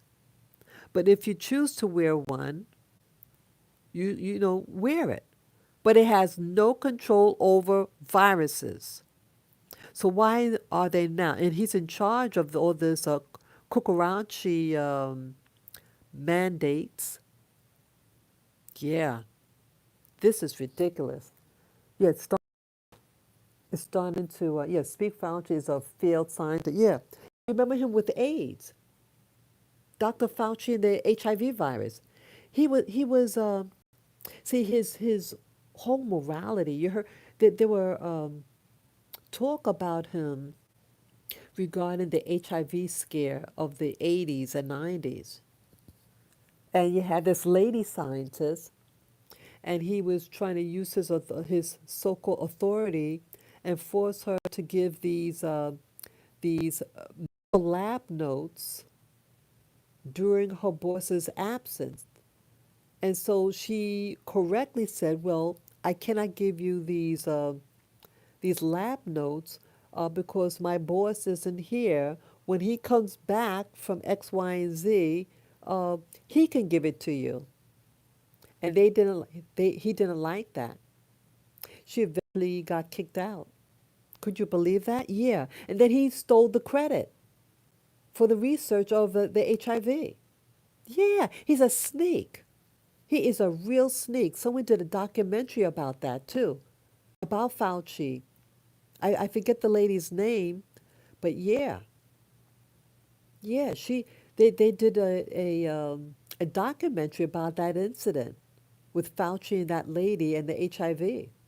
Yeah, he has a very troubled past. And so I definitely don't, yeah, I seen that. Okay, Lightbeer is saying that she saw that.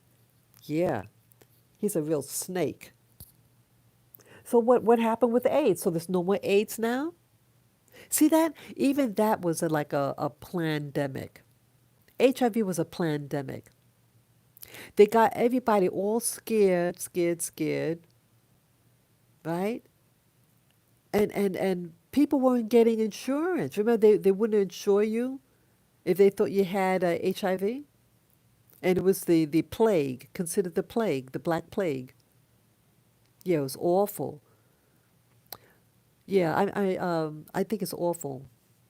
Yeah, they scared a whole generation of people back in the 80s and 90s with HIV. Yeah, so now people don't get HIV. And HIV is a prejudice condition. And what do I mean by that? Well, HIV doesn't affect the races the same way. It's specific. It's easier for a black person to get HIV in comparison to any other race. I had to study that in school about HIV. We had people from what do you call it, the public health department come into the school in my college and discuss about AIDS and HIV. And they show the statistics that HIV doesn't behave the same with people according to race. So you can have people who have the same behavior, the same sexual behavior, who'll get the disease first, or more frequently, I should say, the black person. Yeah, this HIV, in my opinion, was a weaponized virus to kill off specific demographics. They initially tried it on um, how I remember it, was and in areas in black cities who got it. So initially it was considered the gay disease, and they called it a different name. And then public outcry in the gay community. Yeah, the gay community in America is a very powerful demographics. So they decided to change the name, and now they call it the HIV. Yeah, but it was primarily homosexuals who got it, male homosexuals. And then from male homosexual, then it jumped to the general black community. Isn't that something? How did that happen? How did that happen? Well, it happened. And then the fastest growing group in America to catch the HIV after that were black women, because a lot of the men were double dipping. They had their gay lifestyle, and then they were going to their females, pretending to be straight, and many of us were dying. Yeah. Oh, that was like oh, it was around 18 years ago that was the story that was happening then. Yeah, I remember all that. Yep. Yeah, let me read the message here. Yeah, Michael says, was created for Africa, in my opinion, just like Ebola, etc. Remember, the scientists from the EU said we wanted to experiment with yeah, the vaccines on Africa. Yeah, yeah, yeah, yeah. I think it's all about that. Yeah, I heard about the oh, what's that? There was I think it's also on Alex Jones. So I watch Alex Jones. I watch his show, and they were talking about it. They were talking about Gates. And here they showed a picture of him administering, well, someone was administering some type of oral medication to a child, and they had no gloves on. That is nasty. That is unsanitary. You do not give using your bare hands and putting that thing in that child's mouth with your bare hands, with your germy hands. See that? With a cool dude. See, I remember the early 90s, and he had this big push for his operating system, and they had the Rolling Stones music called "Start Me Up" as his theme song for his new operating system. I forget what year it was, but they say he was like the youngest something. And I said, "Oh wow," I was getting all hyped. I didn't have a computer back then, but it was like this new hype about getting a computer and the computer software. You have to run and get the next operating system. Yeah, I remember that. And he portrayed himself as the good guy. And then slowly, about what do you call it, the monopoly that hit. Yeah, he started to get criticism because he developed a monopoly, and then for monopoly, then he branched out, and he developed a what do you call it, a foundation. He named it after him and his wife, Bill and Melinda Gates Foundation. And he was associated with that pedophile that died over a year ago. What's his name? Epstein, Jeffrey Epstein. Then he was saying that he didn't know the guy, he didn't know about his background, but he was doing, but even after he got arrested, the first time when Epstein got arrested and got out, he was doing business with Bill Gates. There seems to be an agenda, and see, I cannot really say, but but what I will say is that um, I notice that there seems to be a pattern about people who do business with other people, and like people who do business with Bill Gates. What are their background? I mean, like if you if you analyze. ethnically who he's in close businessship with, um, it just seems like they all seem to be from the same type of background. And I'm wondering whether it's a conspiracy against people who are not from his background. In a nutshell, I feel that he is trying to destroy humanity, and especially those who are not of his ethnicity, in my opinion. It's just if you only represent less than 1%, or let's say 1% of the world population, but you dominate a, let's say, over 60% of something, that and that you do business with other people like yourself, and you have a monopoly, and he's buying up all the land in America as well. Why is he buying up all this land? Is he going to give it away? Excuse me, my voice is going. Let me get some water here. My voice is going.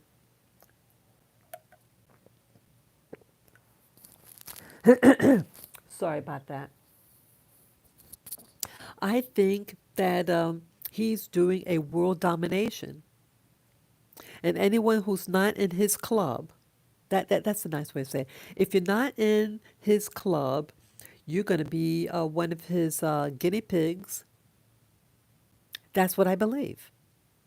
And remember the Georgia Guidestones, that they want to have left on the planet only 500 million people on this planet.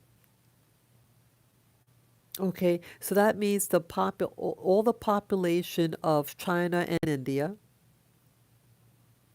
I mean, the U.S. has 300 plus million alone. So it's really just getting, let's say, only the Americas. Less than that, like all of North America and everybody else on the planet gone. Yeah, this is ridiculous. This is ridiculous. This is a genocide. They want to remove people from the planet, and they're using these billionaires to do it. There's no reason for him to acquire massive amount of land if you're not a farmer. Is he is he going to give away land to the homeless? He's always talking about being philanthropic. His Be careful people who give away money like that, because there's strings attached. It seems to be strings attached. Yeah, he says that he's part of a foundation, a philanthropic foundation. But see, these are euphemisms. This is reality. That is a euphemism, meaning that he's using his resources to control you. That's what he's all about now. And I used to think he was a cool dude in the early 90s. I even donate money in 2007 to his foundation, because he had started a school in California. I learned of this young black girl. She was either 15 or 16 years of age, and she commuted to school 2 hours there, 2 hours back to learn science. And why I remember the year is because she was taking, um, oh, what do you call it? Microbiology, I think it was. Yeah, microbiology. I was taking microbiology too in college. So I said, oh, wow, this girl's learning science, a black girl. So I said, I want, because he started a school. And interesting, the school doesn't use books, everything is computer. And she loved the school and she wanted to learn. So I said, wow, I think I wrote to him. I said, wow, um, maybe you should have something like that in New York City and have a school, yeah, and have a school um, to get black people studying science. So I commended him.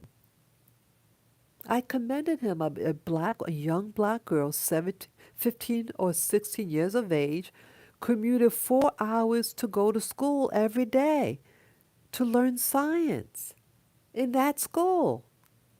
I said, wow, I'm impressed. Yeah, and I also gave for another reason. Because also at that time, there was I'm not going to give the name of the black organization, but the black organization was giving an award to a young black performer because she has a big behind. I said, this is stupid. They never commended her that she graduated from an Ivy League school, that she wasn't involved with drugs or nasty behavior. She has a good record, in her career, and what you hear about. You never hear any scandal, but they didn't reward her for that just because of her backside. So she's getting a reward for an award for that. I said reward. I meant to say award for that. So I wrote to Bill and Melinda Gates, said, I like to donate to your organization because when I learned this black organization only uh, preoccupied with this woman's backside, not that her excellence in academics and graduated from an Ivy League school. And here you have this young black girl, 15, 16 years of age, going to a school that you opened up in California and that she loves science. I said, I like to give you, support you in that. Yes, that's what happened, and that's why I did it. See, I would not promote stupidity. I would not promote or encourage foolery like that. Yeah. Yeah, I got to put on the battery. Yeah, the battery's just getting low. I have to take off this. Okay. Yeah, my battery's starting to get low. Oh, I have a plug here. Let me plug right now.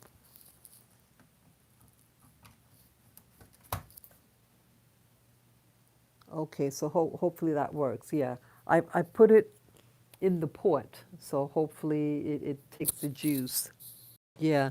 So when I learned that from that black organization, when I saw the video of the girl, I should say young woman, getting the award, not because of her personal excellence, but the shape of her body, I said, screw that imbecile. Yeah, I would not support that black organization ever. Yeah. So I thought Bill Gates was a good guy. But now I'm learning all this stuff about him. And he sounds dangerous. And I heard what his wife said on video recently that they're going to target for the vaccine the black population. Why is it that people from his what it looks like, it always seems like, maybe I'm over exaggerating, but I'm concerned when people of his background, he and his wife's background, are preoccupied in targeting groups who historically didn't do very well under that particular ethnic group. Why are they targeting us? And why are they targeting things that hurt us? Why can't he just target his own? If he, so someone just said in the chat, and you worded it so well. Where is that now? Let me find it. Yeah, Gates doesn't donate; he invests. Bingo. Oh, you said, yeah. You said right on the head. Unabashed. Yeah, Gates doesn't donate, he invests. Yeah, yeah, he'll give you something because he expects something in return. Then it's not a what do you call it? A foundation to a benevolence. It's not a benevolence. It's, as you said, it you hit it right on the head. It's an investment to control you. And then the land. Now, if he owns all the land, he can then say, "Oh well, I'm going to plant all this food, but in order to get his food or his seeds, um, you have to be vaccinated." He can do that. He can do something crazy like that. That's also why I wanted my own place because I don't want to be dependent on these people. You know, because see, we've grown very used to the we all of us, myself, we've become so used to the amenities. Yeah, I live right here in New York City, and we've got amenities galore. And you know, it feels good. It feels good getting hot water in the morning. I love it. I love my hot showers. I love it. I like to be able to go to the store and buy food. All these things in the past, your grandparents or your great grandparents, many of us grandparents, we lived in we grew our own food, right? We didn't have electricity. What was that? Electricity came about maybe 100 years ago, 100 plus years ago. Basically, all this is new. Most people what we lived off the grid. We lived off the grid, and now um, we have to be. Now we depend on electricity. How do the Eskimos live? You know, how do Eskimos live? They didn't have electricity. So see, we've become attached to the matrix. This matrix system of control. See, we're not connected to Mother Nature anymore. We're connected to technology, and they want to create us into cyborgs. They want to create us into robots.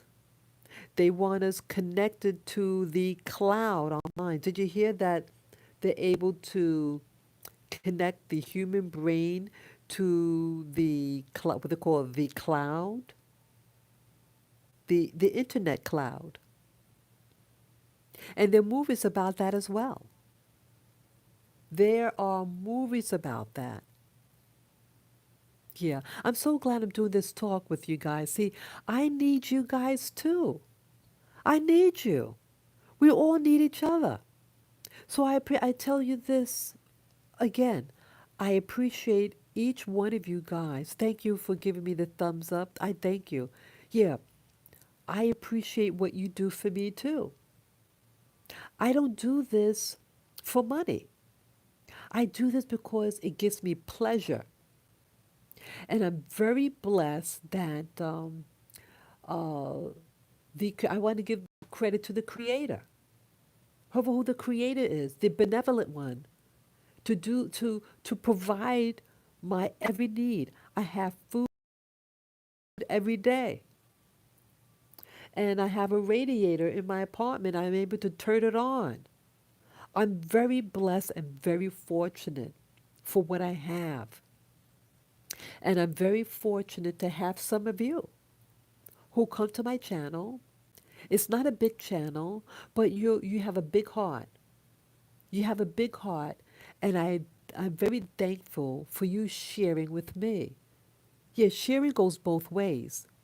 It's not just me doing the live stream. You also giving to me by sharing, letting me know that you're listening. And here it's snowing outside. I showed you guys. It started to snow as I started the live stream, right? Yeah. And for some of us, this is the only communication we have. We may not have family or friends that live nearby.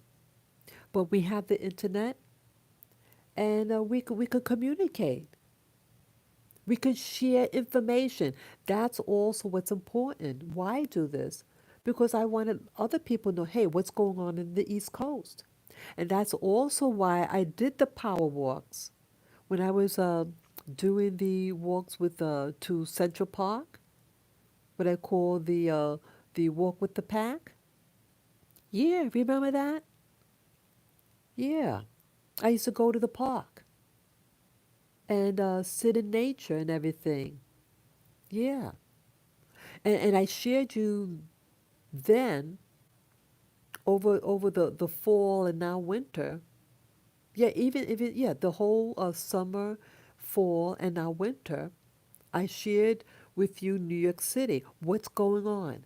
See, nothing better than the truth and my using my camera and showing you everything because I felt in my spirit that New York City will go through a major change and that what we know of New York won't be in existence anymore.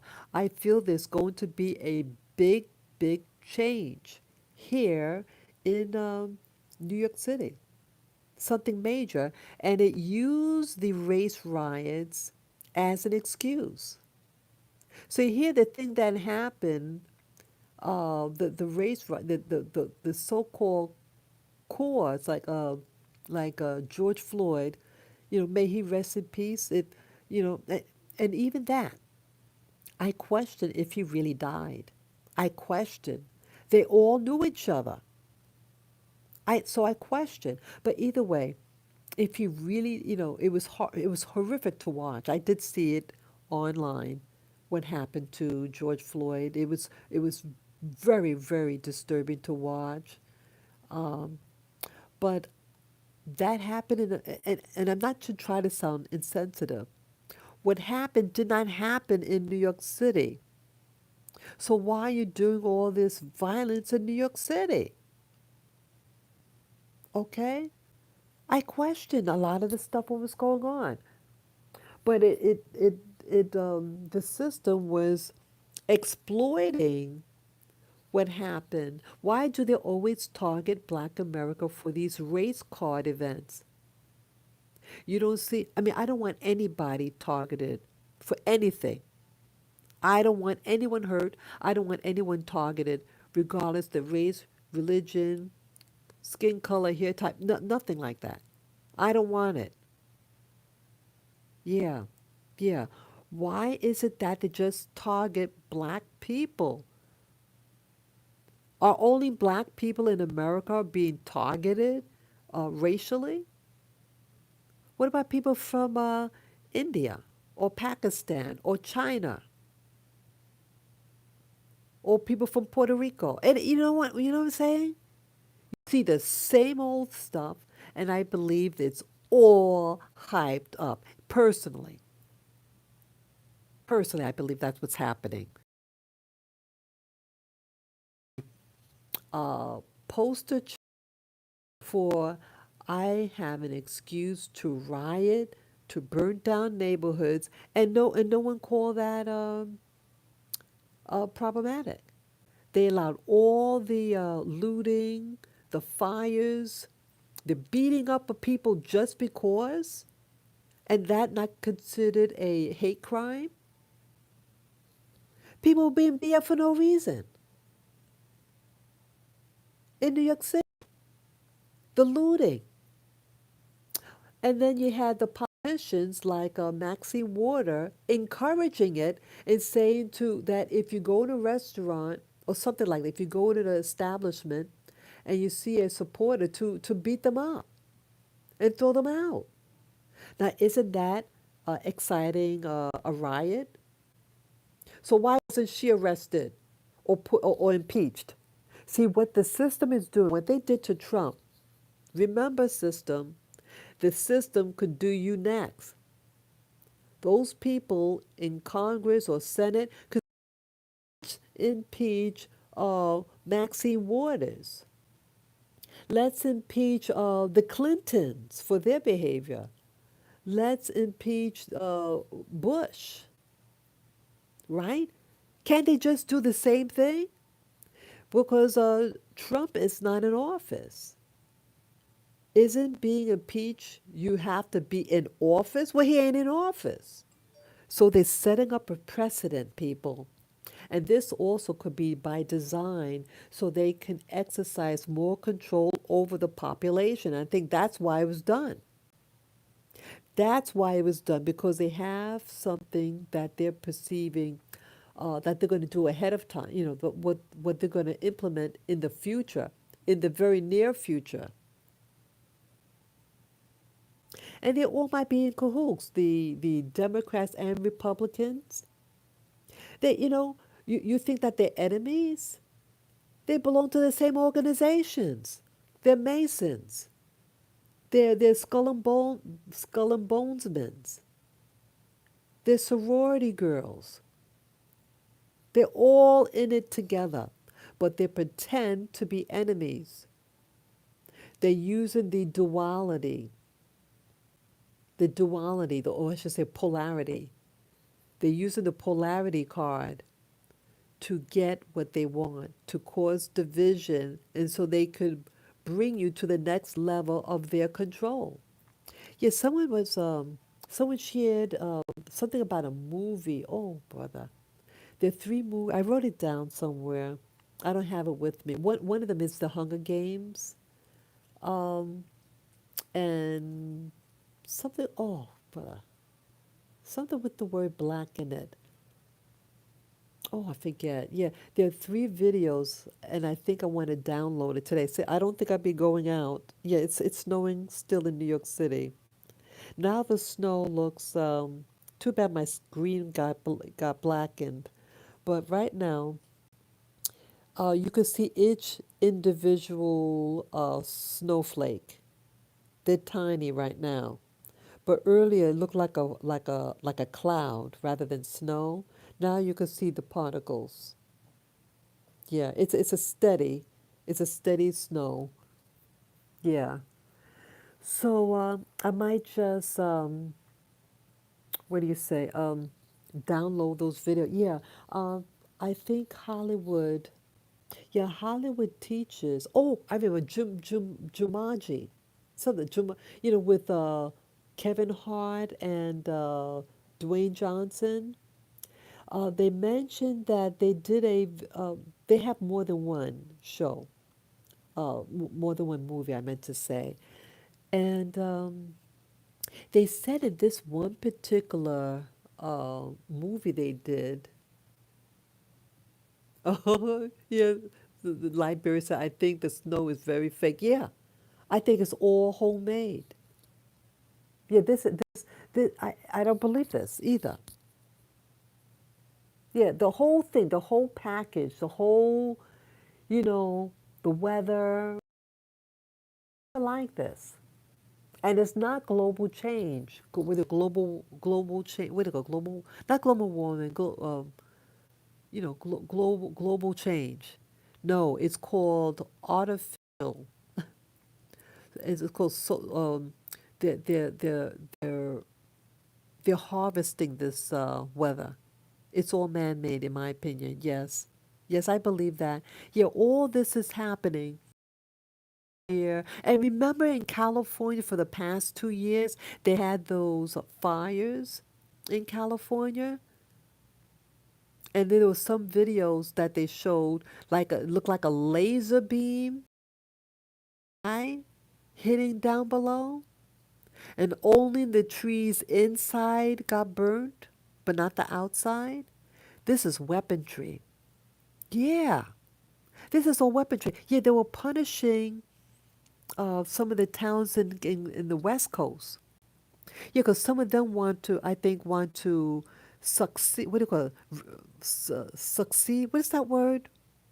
What's that word, YouTuber, that you share with me? I forget the word when you want to pull away from the United States.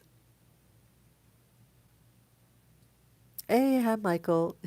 Yeah, yeah. Welcome back. Welcome back. Yeah, what's that word when you pull away from the United States? A state wants to pull away. Yeah, some of those West Coast states, they wanted to pull away from America, and then they got zapped. They got zapped with those G5 or something, those weapons, and it disintegrated their homes. It melted the metal from their cars. Remember that? Two winters in a row. Yeah.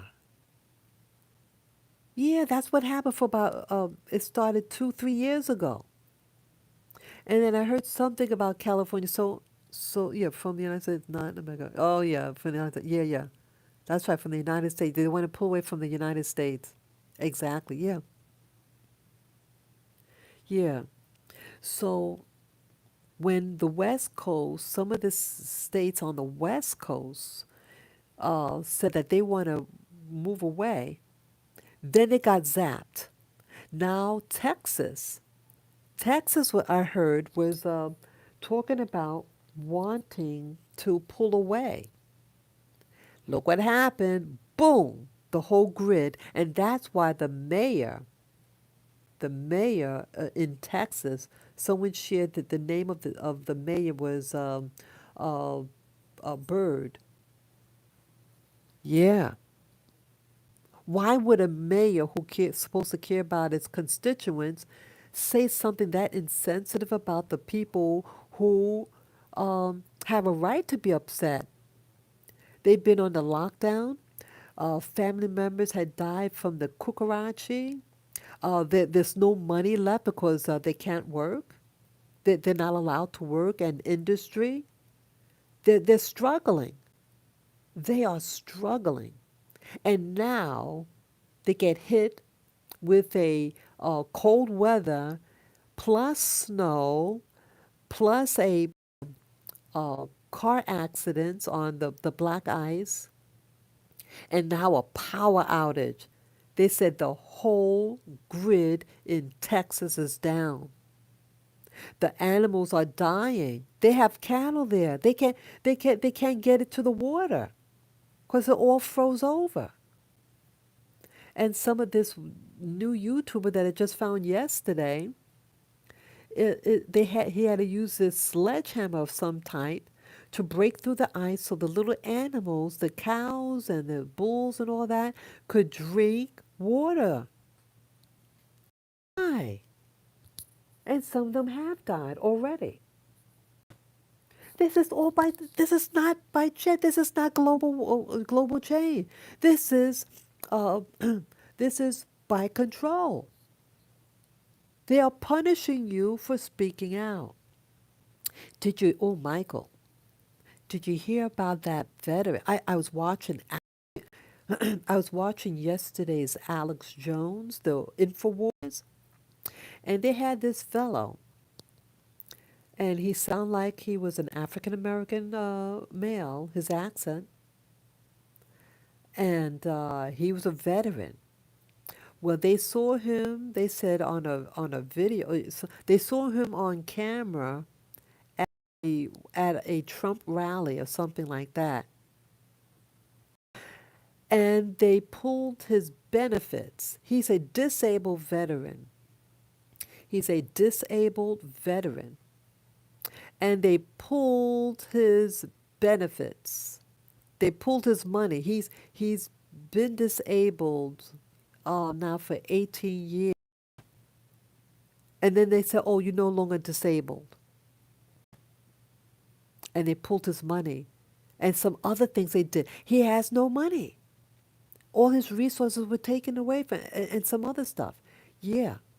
Yeah, Michael. I just heard this on he called in Alex Jones' show, Infowars, and I listened to it several times.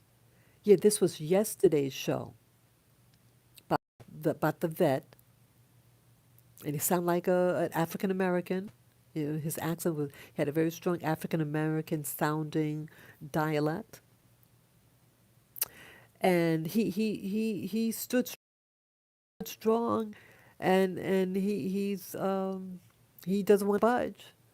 He because they said that when the VA found out that he was a Trump supporter and they don't want to give him service. I can't believe. Oh, it's awful. Awful. Awful to do that to a veteran. A veteran at that. I don't know whether he's a combat veteran, but if he's been at it for 18 years, okay, I get. Oh, I couldn't believe this. Awful. Awful to do that. See, they're weaponizing now your political association. So race wasn't enough. Now it's your political, who you voted for.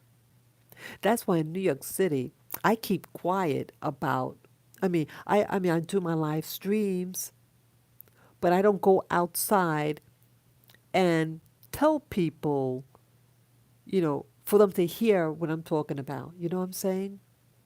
That I keep private. That I keep private. And now they're uh, villainizing the vet who is a Trump supporter. And if they saw you, like they said they saw him, and they want to consider him a terrorist. That's the other thing they talked about on Alex Jones' show. That you're going to be, if they saw you at a rally, and if I didn't have my dogs, I wanted to go to that thing in D.C. on the 6th. Yeah, I wanted to go. But I did. I said, I can't go.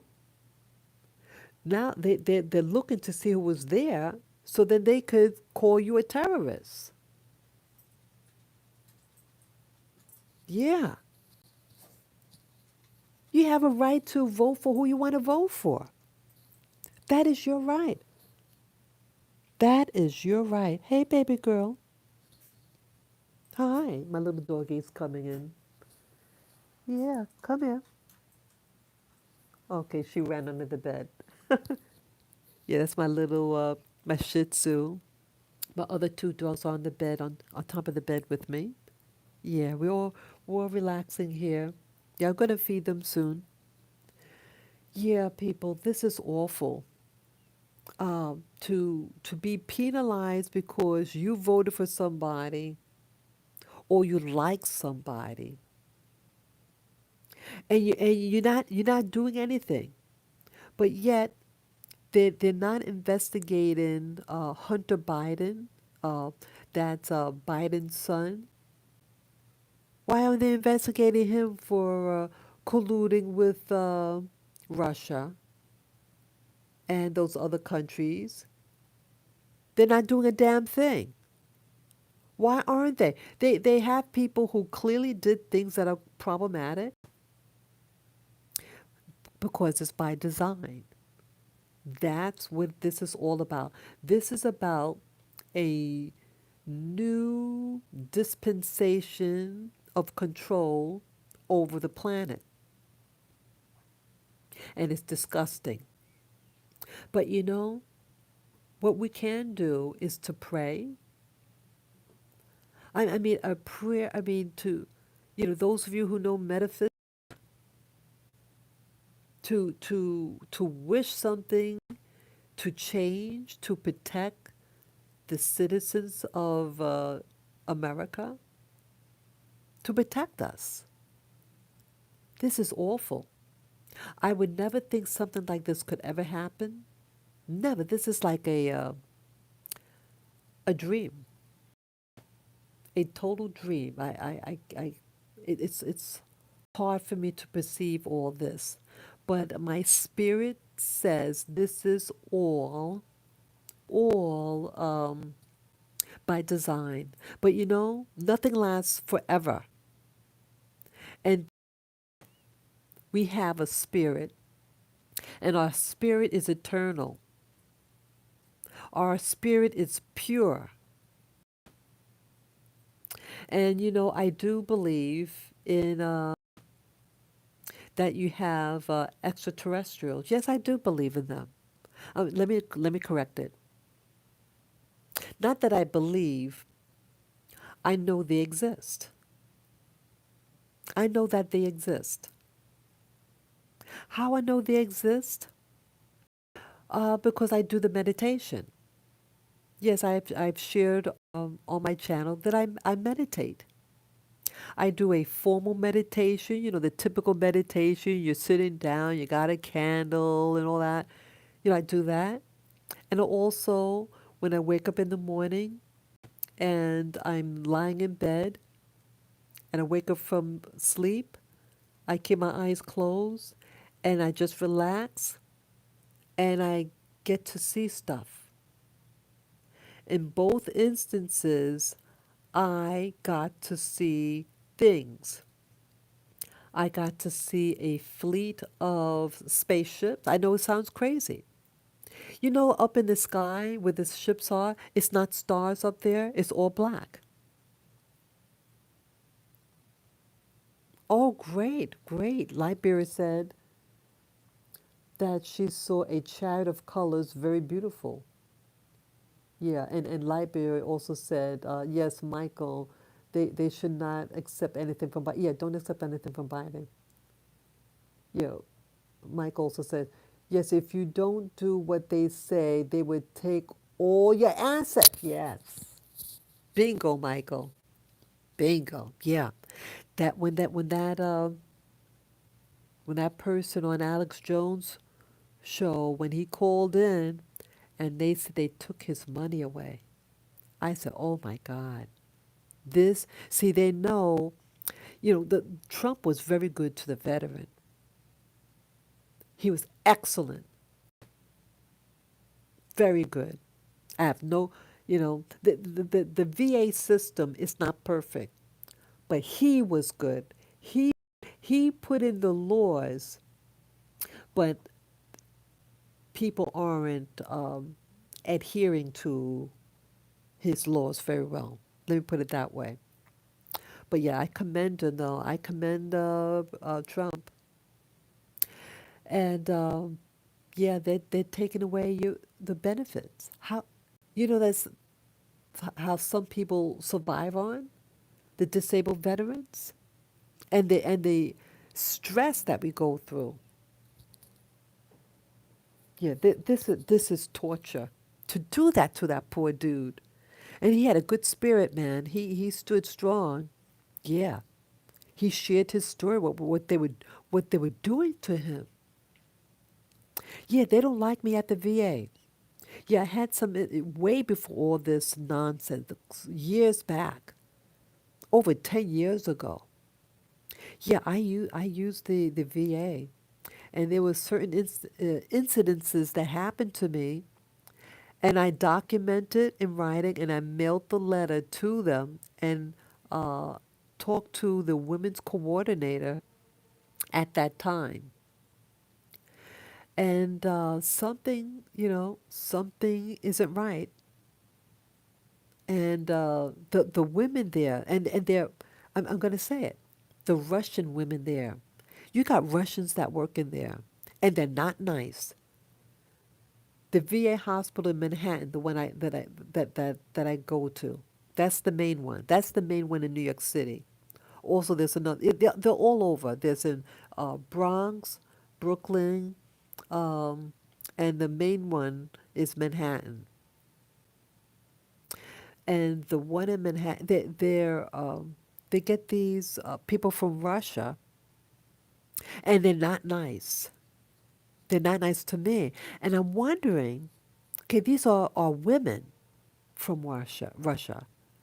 I've never done anything to these people, never said anything against them, but there were instances where there was like a hatred directed at me um, during an intake. And it's not that many women, veterans, that go there. So when I go there, I'm one of the few women that even go there. Okay, so so what's the problem? And we veterans, we handle ourselves appropriately. I know I do. So I'm not playing the fool. So I don't know what the problem is. But they spooked me. They spooked me, and I do have an appointment. later on this month. For remember, I was having these problem with my eyes. I had this flashlight in my eye that just came out of nowhere. Yeah, it was nighttime, dark in the room. I didn't have no light on, and then it felt like the light. It was like a ball of light hit me in my eye. It hit the left one, and then 2 seconds later, it hit the right one, and these other things. So I hope I'm not having problem with my retina. Yeah, I'm on the my yeah, yeah, peace and love to you. Thank you for coming. Thank you. Thank you for coming, Lightbearer. Yeah, so I have to be careful. Um I don't, I really don't want to go because they don't I don't feel I don't trust them. I don't trust the people the Russians they have working there. It's something. They don't like me. They don't like me. And they've showed it over the years. And but I keep my cool, and I'm very polite to them. And I feel that if I complain about some of the things that they told me, um, that they're going to really gang up on me. It depends how pissed I get. When I get angry, I don't care what happens to me. When I get really mad, when I get pissed, I forget all fear, and I took my mind. Yeah, I don't trust them. I don't trust. There are good people that work there, but there's certain that, and it's all they're from the same place. And there is a law that I mean not a law, but like under Trump, they said that if you're mistreated by any of the facility, the staff, that you're fired. But see, it's the implementation of a law. Okay, you can have any law out there, but are they going to adhere to it? That is the problem now in New York. That's the problem. So I don't know. I don't know. I guess it depends how I feel, and I just don't trust them. I don't want certain people to touch me. Yeah, I don't trust them. I don't trust some of them. The doctors that go to the same type of school, they have the same mentality, and they act the same in New York City. Am I wrong? Am I wrong? What I'm getting at? Some of the doctors from New York City, it's like they're clones of each other. They kind of look the same and they act the same, and they treat black people a certain way, and I don't like it. And I'm cautious around them. And I feel that for me to say that, I'm perceived as a hater or a bigot. But I know when I'm hated on. That's what I'm talking about. I'm talking about their behavior and how they treat me. But they have a very strong uh, uh, political power in New York City. Pissed, they're coming after you. That's how it is in New York City. No one talks about it, but I see it. I see it. It's so pervasive in New York City. They control New York City. And I'm afraid. I shouldn't say afraid, but I'm cautious because they do have a lot of power. And they could, just like what's happening in Texas, that if you get out of line, they're going to do something to screw you over. And that's what's happening with Texas. Poor Texas. I wish them well. I hope all those homesteaders that they get their heat, hot water, that their animals and all that they all be protected. Yeah, peace and blessing and safety. Texans. Yeah, because what's happening there is going. I think it's going to happen to the other states, right? If you get out of line, all of a sudden, your section of the grid gets shut down. Saying that it was a deliberate removal of electricity to their area. Someone that they spoke to, and they said we're going, we turn it off. Why the hell they turn it off? See, that's murder. If someone dies from lack of heat, then that's murder. That would be murder. Yeah, you better get out blankets or something. You have see that this is awful, awful, awful, awful. Yeah, my heart goes out to them. My heart goes out to them. Oh, so Sophia said something. Let's see. That was interesting.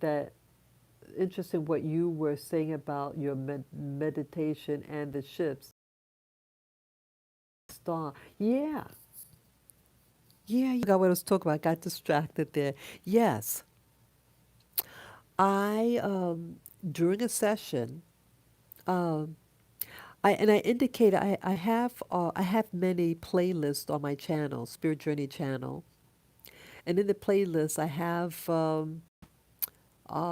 playlist of it's I think it either says dreams or visions, but on that one I put my dreams and visions on. I document what happens to me. I do again. My channel is really also to document things that happen to me along my spiritual journey. And yeah, I was it was an early morning meditation thing that I do. That one, and I saw a fleet of spacecraft. They were round but chunky in size. It wasn't like flat like a flying saucer. This was a very chunky, like semi like an oval shape. The if you look at it on a profile, it's almost like oval. But yeah, it had all these gadgets. And it was clear as clear could be. I saw a fleet of these things. They seemed relatively small, um, and I saw them against a black background, and they were kind of like bobbing up and down a little bit, and light reflected off the surface. It was like a metal surface, the spacecraft. I've never seen anything like this in Hollywood movies, um, or anything on the internet. And they were all identical. They were all identical. They were light color. I didn't understand the shapes of the gadgets that are on them. And it was against the black sky. And I felt that it where I was seeing from, as if I were there, and that where I was astrally was like a mothership, so to speak, because it was open. It's like an open, a massive like door. The whole side was open, and they could just come in and out. And I felt what how it looked like that the thing that I'm in is where they are housed. I kid you not. But I didn't see anything inside the place where it's felt like I was inside of.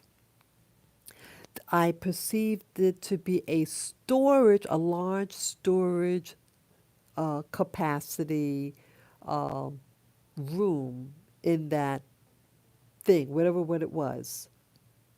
Yeah, it was a massive number of ships, massive number, and that was last year. So um, they exist. They exist, and I also saw in a what I call a regular meditation.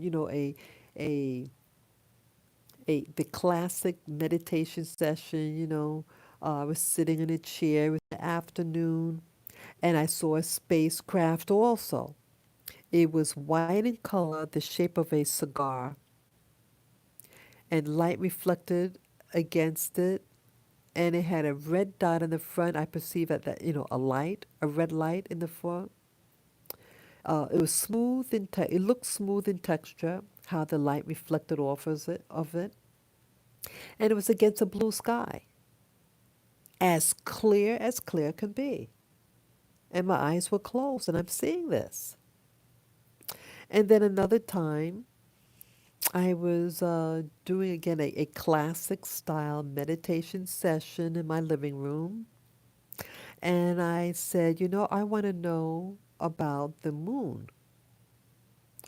And then it almost took an hour. And I saw the what looked like the moon. You saw all the craters. It looked real close.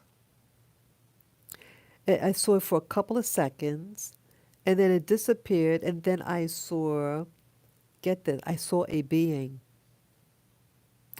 It looked real, and it looked like you could see the pores of it.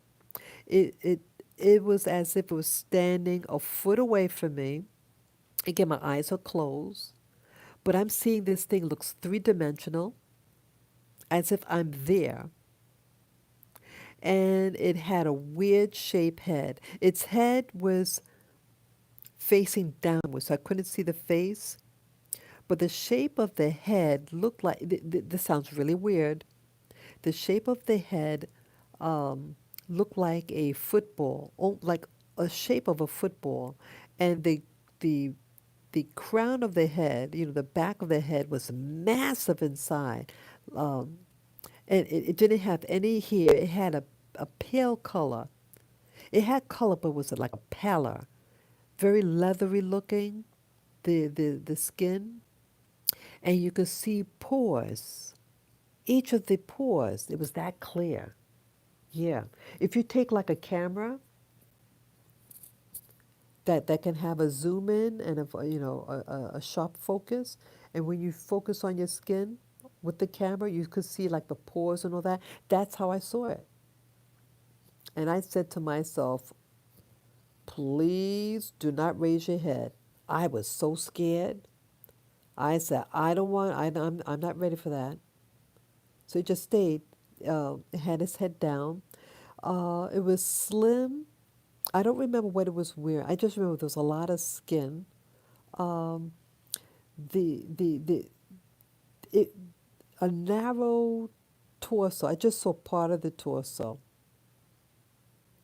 It was just very slim. I think the head was bigger than the shoulders. Yeah, and it had these ridges, these that ran across these. Each ridge was maybe 3/4 of an inch wide that ran across the back of the head. Yeah, it was weird. It was weird. And that's what I saw. That lasted a couple of seconds and then it disappeared. So it's really funny. Let me tell you this, people, the secret about this. There is a thing called beginner's luck. And I think that term beginner's luck really mean that you, see, when you don't know what to be afraid of, you just do it, right?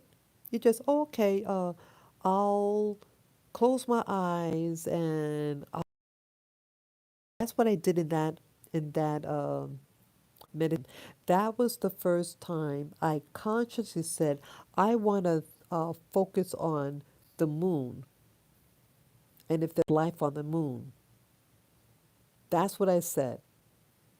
Closed my eyes and then it just, chilled out. And it took almost an hour when the thing appeared. Yeah, I always had my eyes closed. It's nothing that I saw with the eyes open. Always my eyes closed. And so this beginner's luck thing, see, it looked so real. I think, let me be honest. I was worried when I saw that. And so there's a thing, be careful what you wish for. I'm a curious person. And again, I never believed in any of this stuff. I was a very skeptical person. I mean, yeah, I saw things on television about the supernatural and space people. I couldn't care less. But when I had my experience, it is true. Whatever phenomenon that is causing this, it exists, and other people are experiencing uh, these things too, the paranormal, or we call them ETs, whatever way you want to call them, whether they're demons, whatever what they are. You have things that live alongside us. This three-dimensional world, they live out there, and I believe that they have power to influence the way you think, feel. I think with all this what's happening, that influencing governments and telling them to do what they're doing. All these meetings and meetings. Why all these meetings? Why all this stuff? Because someone is telling them what to do. It is a planetary takeover, in my opinion. In my opinion. Again, I could be wrong, but something is making people, scientists, do things. And you heard about all the human trafficking, right? Right, there's all these human trafficking. They're taking these bodies, these people, and you heard it. There was somebody else that was talking about these bodies or something. People are being human trafficked. People are being sold. There was uh, someone was being interviewed who worked for the CIA, and he was a guest on Crowdsource. Jason Goodman. Yeah, I've been watching him also. Jason Goodman. He's a New Yorker. He's from New York City, and yeah, he lives right in the city. And right now he's doing a tour and doing interviews. He did an interview. I think it was yesterday. At least yesterday I saw it. And he questions a lot of this narrative, and he interviews people. And he was interviewing about the what's it, Biden, Clinton, who else? Oh, what's his name? The guy from Texas, Bush. Yeah, Bush and Obama. Yeah, they were discussing all of them, and he was speaking to an ex person. I'm not sure what position, but he was involved in coups. He said, yes, he said that. And he said that initially in his career, I think he's retired, but in his career, first he was used for the left, and then the left didn't like him anymore because he exposed certain things, and then he went to the right, and then the right doesn't like him. But yeah, why I mentioned him, um, he talked about the human trafficking. That is true, and that they are using people's adrenochrome for their rituals and stuff like that. So you got people who do things. Why are they doing that? So it's being done for a reason. So I'm wondering how long this has been going on. Don't you ever wonder, black people? Now you have this thing called human trafficking. They call it human trafficking now. You notice when it's other groups outside of the black community, they just call it slavery. See, that's also a psychological thing to keep you in a state of feeling like a slave. Well, slavery exists right now. Slavery does not mean being on a plantation. Slavery is slavery. When you don't have a choice and your body is not your own to control, you are a slave. When you are in prison, you become an instant slave. And so you have this right now on the planet. Even more so, because now you have planes, you have bigger ships, and you have the underground. You have underground tunnels. And they're taking these people and use who knows what. And you know, all these people in office, they all seem to be related. And you know, somewhere else was talking. This other YouTuber was talking about the blood types, and people with certain blood types are being used in. Remember, I interviewed that person. You know, the many of these people who claim to be in the secret space or super soldier program. They seem to have a certain blood type, right? And so it could be a reason why they have a certain blood type. So there's a lot of overlapping, a lot of similarities in the stories. So yeah, this world is not. It's like the more you see, we know more now because of social media. We don't have to go to a library outside. We could do research and watch things at home. And people are able, you know, we have email, so you could exchange information quickly. So yeah, what I'm saying about yeah, this whole planet is trafficking people. So I'm wondering what was happening during those years of what they call the transatlantic slave trade. What was that really all about? Well, only some of the people that were kidnapped brought to the Americas and parts of Europe. Maybe some of them were sold to aliens. Do you think just aliens from other worlds just came here only after World War II? Don't you think they might have been here all along and requiring that fresh meat? I'm wondering.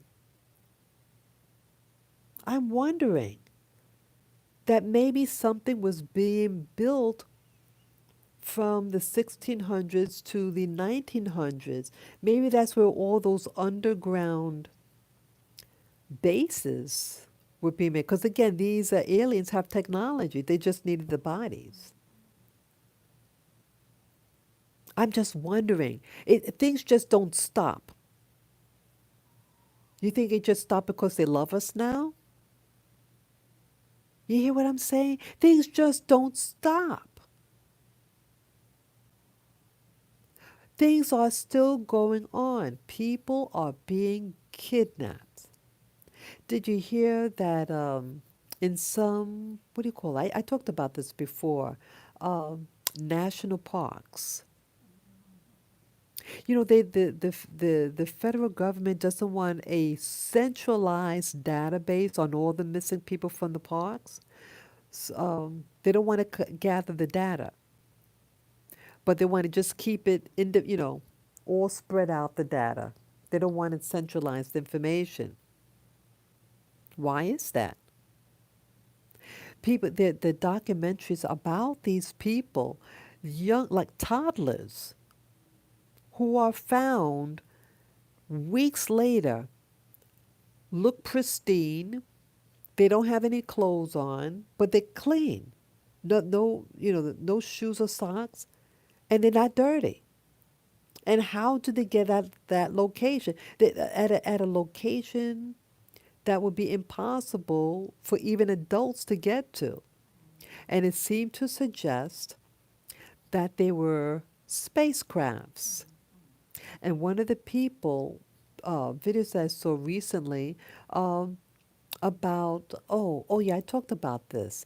There were underground bases, and they talked about the different types of beings that are underground, and the so-called men in black.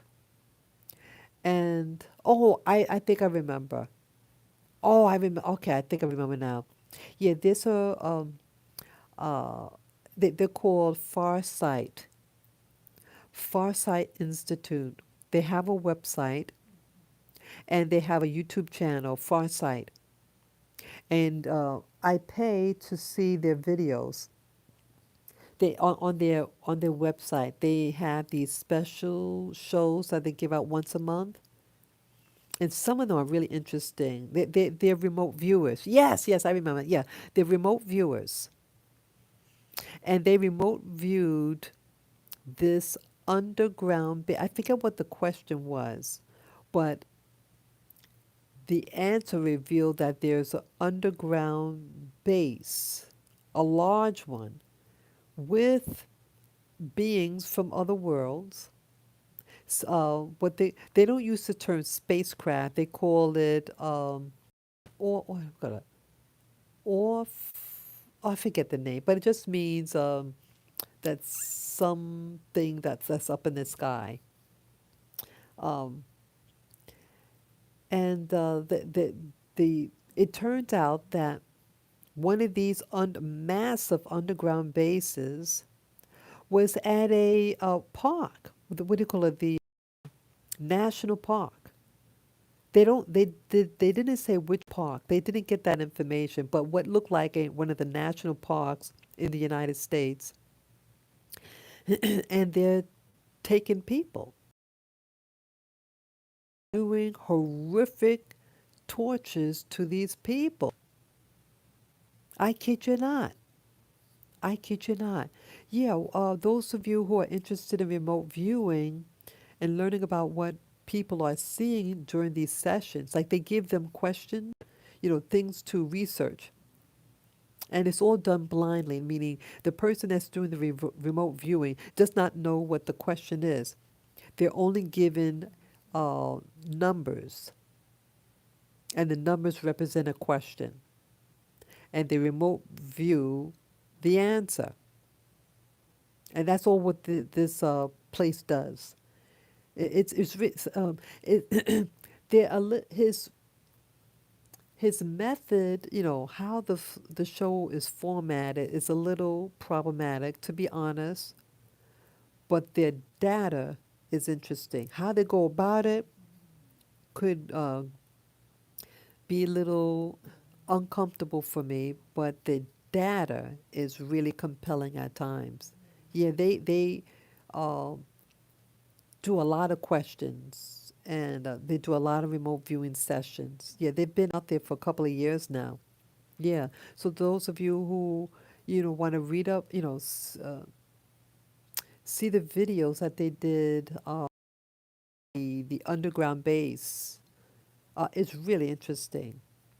Yeah, um, so here these national parks, based on this one session that they did, they had 5 different remote viewers share their data.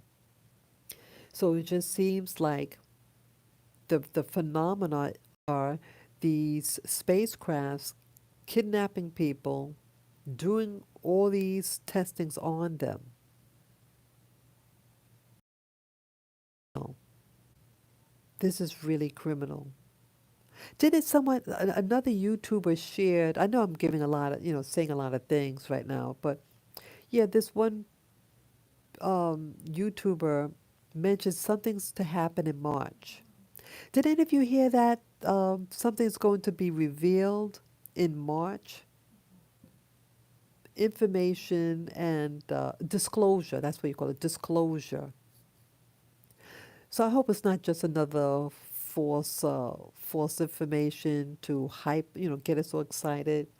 I don't like when they do that. And I hope I'm not doing that to you. I only share the things, I hear about that I think that you might be interested in and to document what I'm coming across. Yeah. I perceive something is up. Yeah. So, boy, I've been on here for a while now, and yeah, I have to be going. Yes, it was a pleasure doing this live stream. And yes, let us continue to communicate with one another. This is important for all of us, for our emotional health, to get through these times, and to share information. We need to know what's happening with each other. And yeah, each one teach one. I appreciate you all, and until next time soon. And uh, yeah, so this live stream, those of you who are just coming on board with it, you could, you know, watch the beginning if you want to. You pull the thing back, the stroll, so you can see the very beginning if you miss the beginning. Um, and yeah, I'm actually uploading on my desktop computer. Um, my I call it my mega power walkabouts. Yep, yep. I walked. It's over 5 hours long. I did a long walk in New York City. I walked all the way downtown Manhattan and came back. So you get to see a lot of stuff, and I do some, general talk and everything. And so if you absolutely just want to kill time, whatever, when it uploads, you can watch it. Okay, so you got this video, this long video here, this live stream. The other one is not a live stream, but it's just a regular video that it's a long video that I is uploading now. So, so you guys, thank you again for listening. Uh, Keep me posted on how you guys are doing. You can write in the comment section. And those of you who like this content and conversation and who wish to support my channel, you can do so by PayPaling me on my channel, Spirit Journey. On my channel, on the right side of the banner, you see my PayPal me link. Just click on the link and follow the prompts. Any amount would be greatly appreciated, and I thank you in advance. Peace, love, and joy to you all, no matter what you are. Uh, I appreciate you all. Take care, and until next time soon, bye bye.